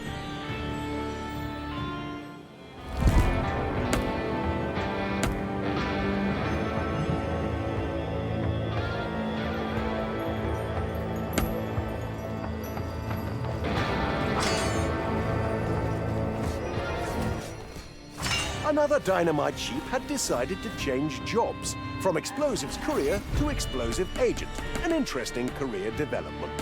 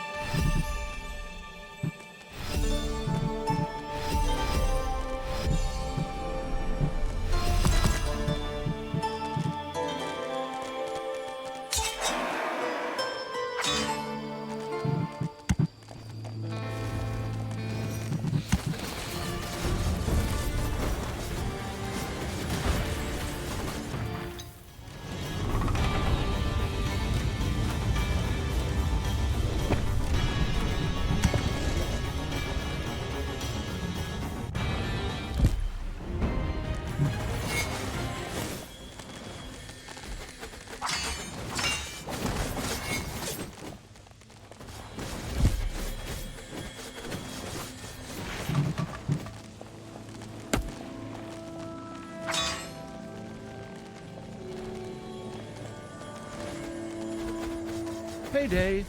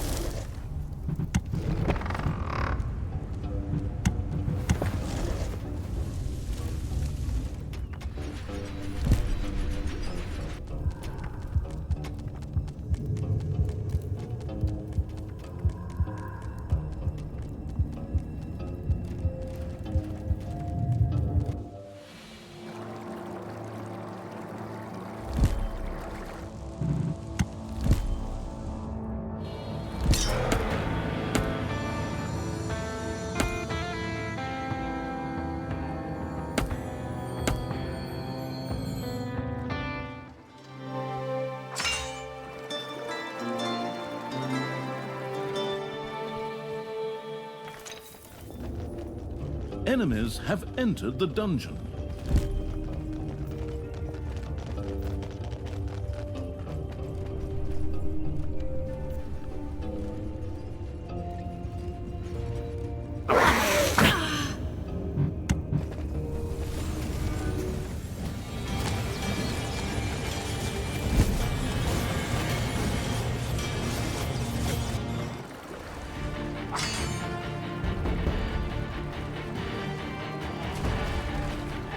The scouts of the Absolute Evil had heard rumors of a second entrance to the dungeon. All the tactically minded evil had to do was to clear this hero-filled area of self-appointed good guys to gain access to another dungeon entrance. Ha! The Knights of the Order of Sheep must be trembling in their polished boots. Forward, my creatures!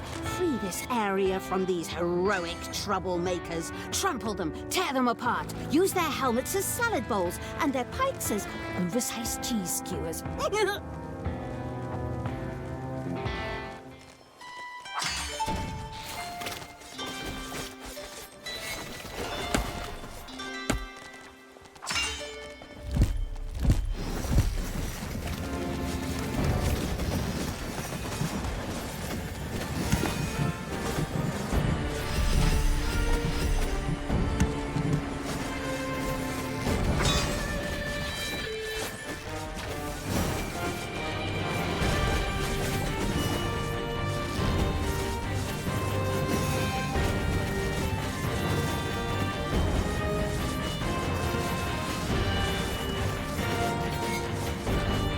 Your enemies are in the dungeon.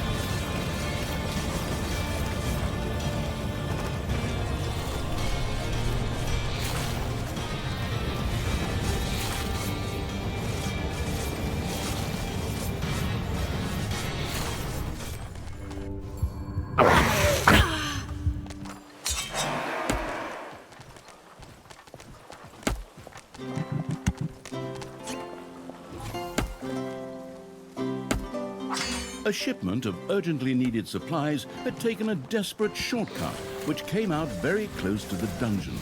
More or less evilness delivered right to the door free of charge.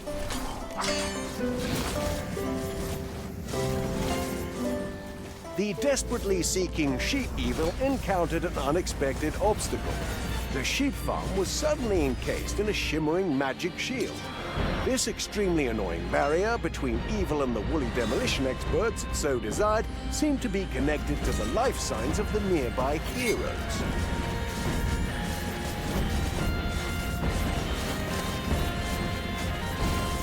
The tactically proactive evil had now also brought the second sheep farm under its control, a true example of strategic brilliance.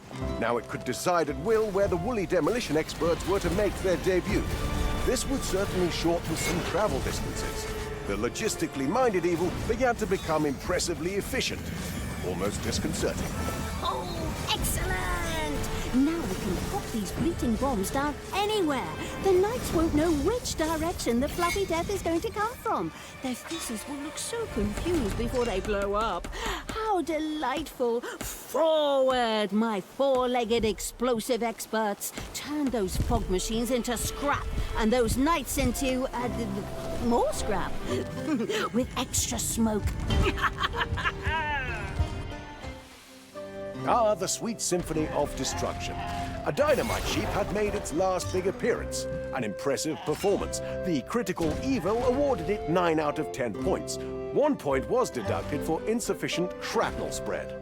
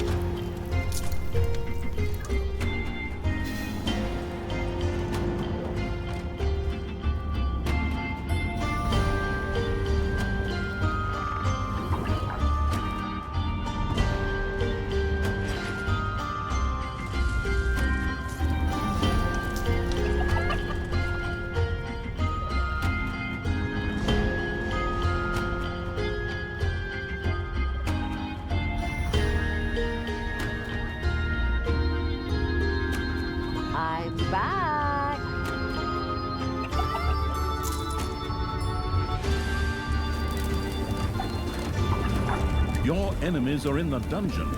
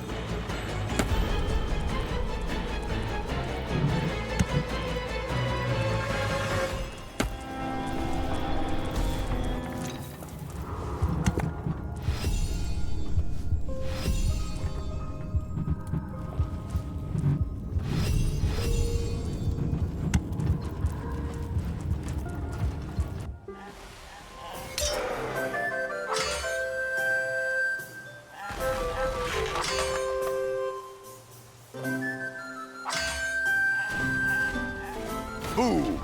Another fog machine ended its career as a functioning device and began a new life as a decorative scrap heap. The magical fog dissipated as quickly as my career plans for the theatre. But shortly thereafter, the knights arrived, as punctual as a tax assessment and just as welcome. The now battle-ready evil was surely delighted by these moving targets.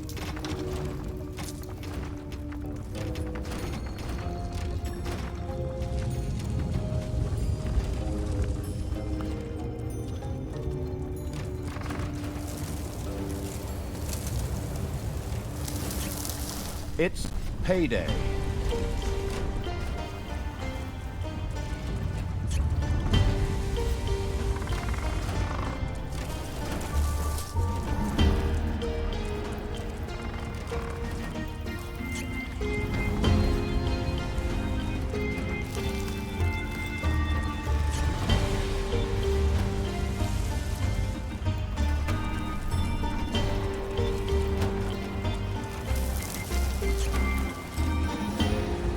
Your enemies are in the dungeon.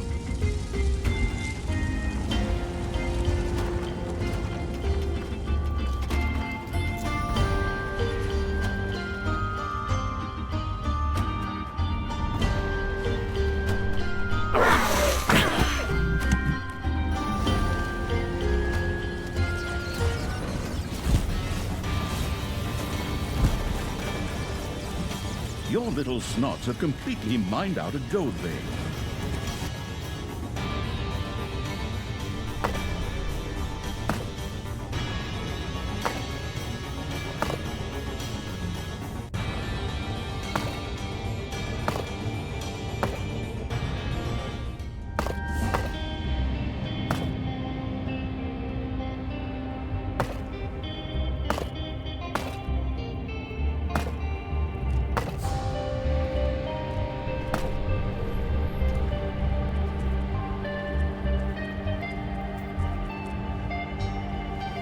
You've dug into a spider room.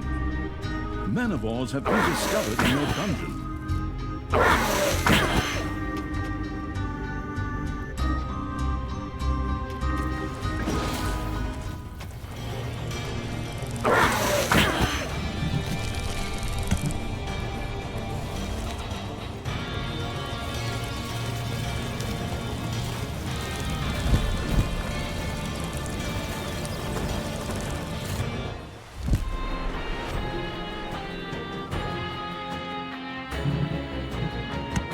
impatiently clicking evil had released a few dynamite sheep into the world.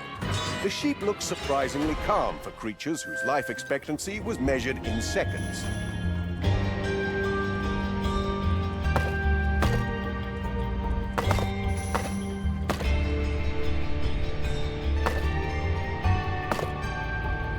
You've dug into a spider room.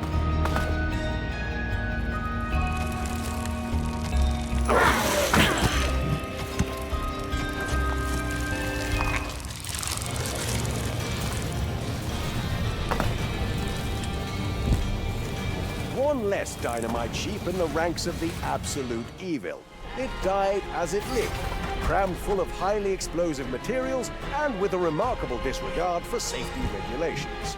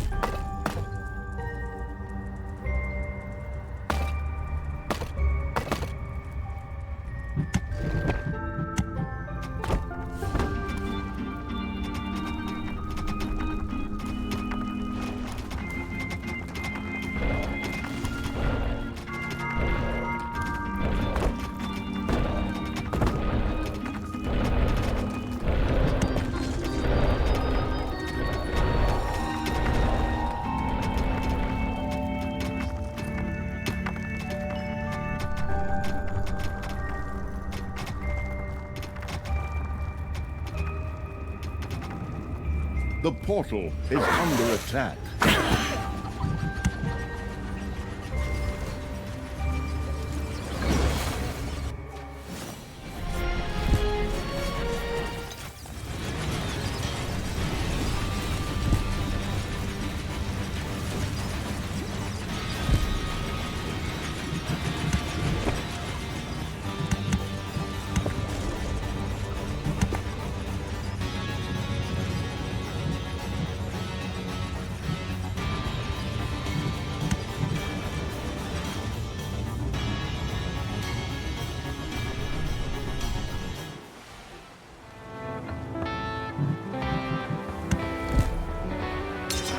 Ding dong, it's payday.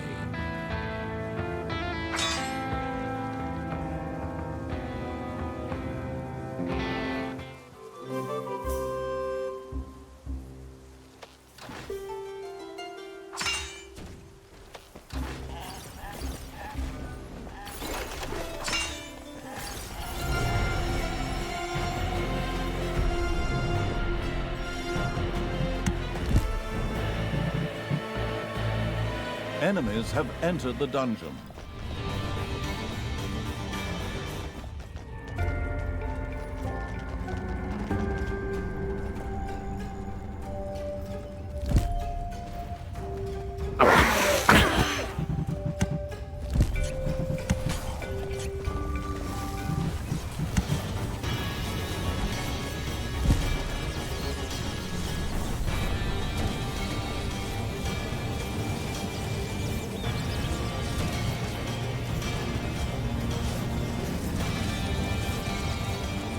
A number of nuns from the Order of Holy Rollers from the Broker's Hell were canvassing the area in search of donations.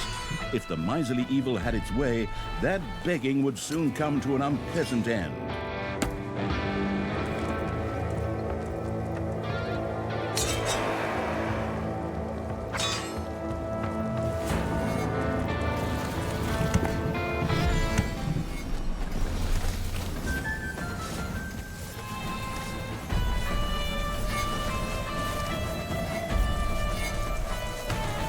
The relentless evil had succeeded in ridding the area of all those troublesome heroes and claimed the dungeon gate for itself. This would dramatically accelerate the demise of the Knights' Order.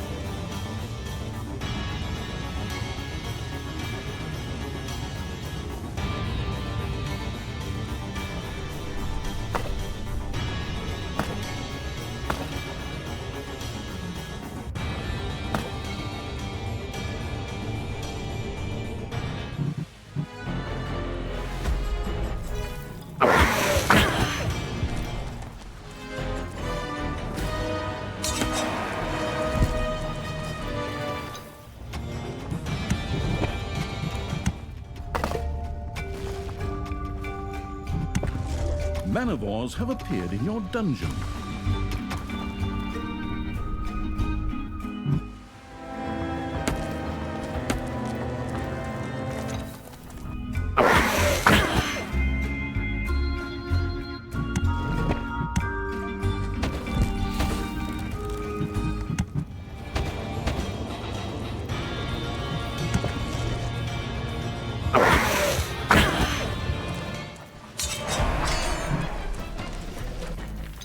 Another dynamite sheep bid farewell to this world with a spectacular bang.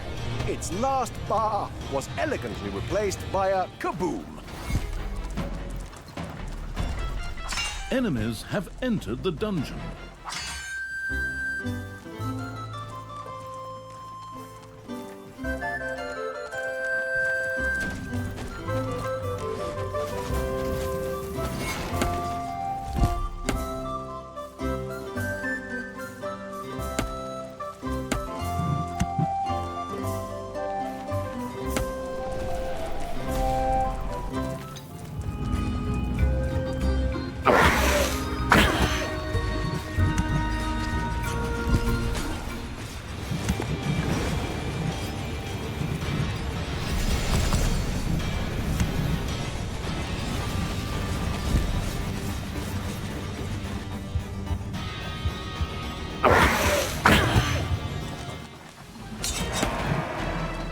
A few new dynamite sheep entered the theater of battle. The creature summoning evil seemed to have developed a fondness for furry time bombs.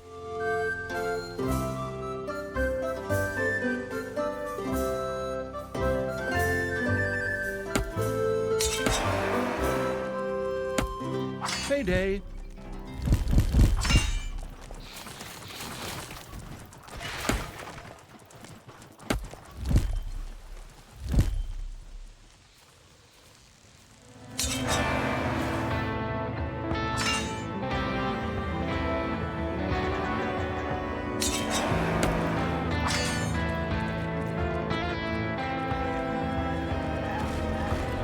Another fog machine exploded in a satisfying fireworks display of metal and magic.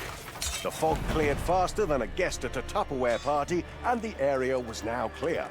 However, some knights were not impressed and appeared with serious expressions and presumably no sense of humor whatsoever.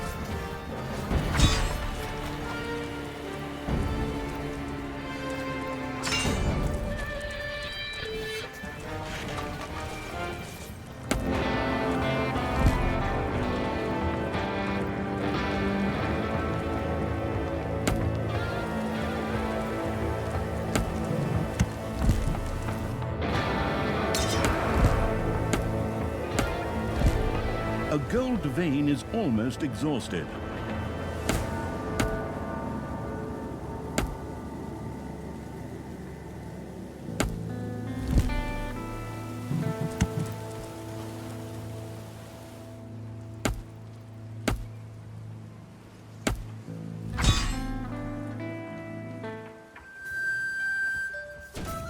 Once again, a fluffy little demolition expert turned itself into a significantly less fluffy fireball. The statistically inclined evil noted, sheep population down 1, craters up 1.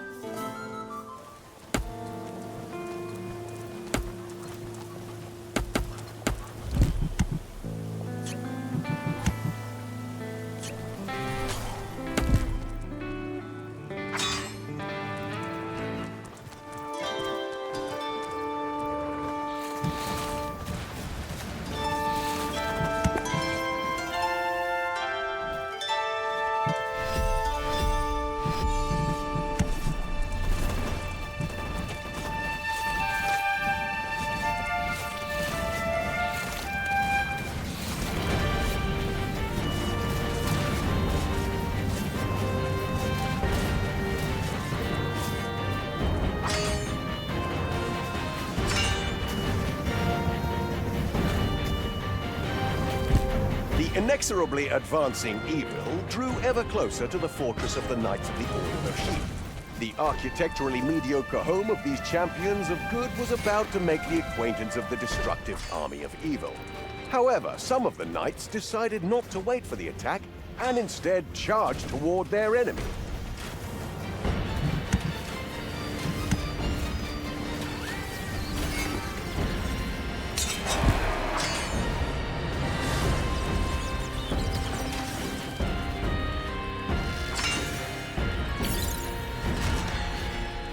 Enemies are in the dungeon.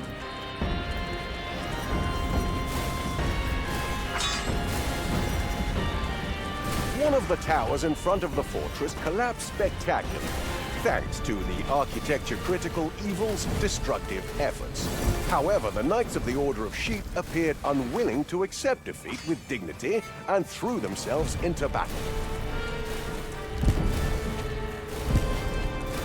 Your little snot. The relentlessly hammering evil's creatures mercilessly pounded the fortress.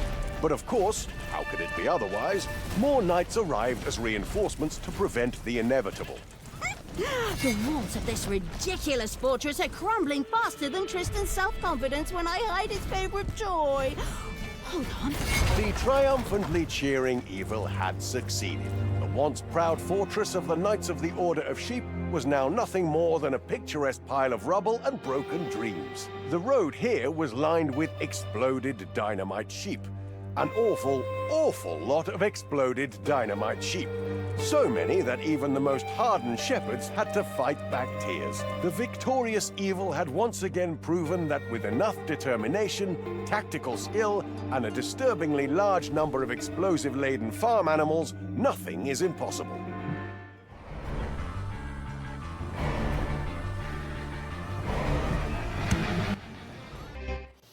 And so the story ended. Our little friend Gorgu had finally given up. Counting dynamite sheep had made him incredibly tired. And not only he, but also the two eternally quarreling siblings had retired to bed and slept the sleep of the righteous, or the unjust and malicious in Talia's case. Anyway, that's it for Tales from the Campfire. Take care and good night. And don't forget, if you can't sleep, just count dynamite sheep.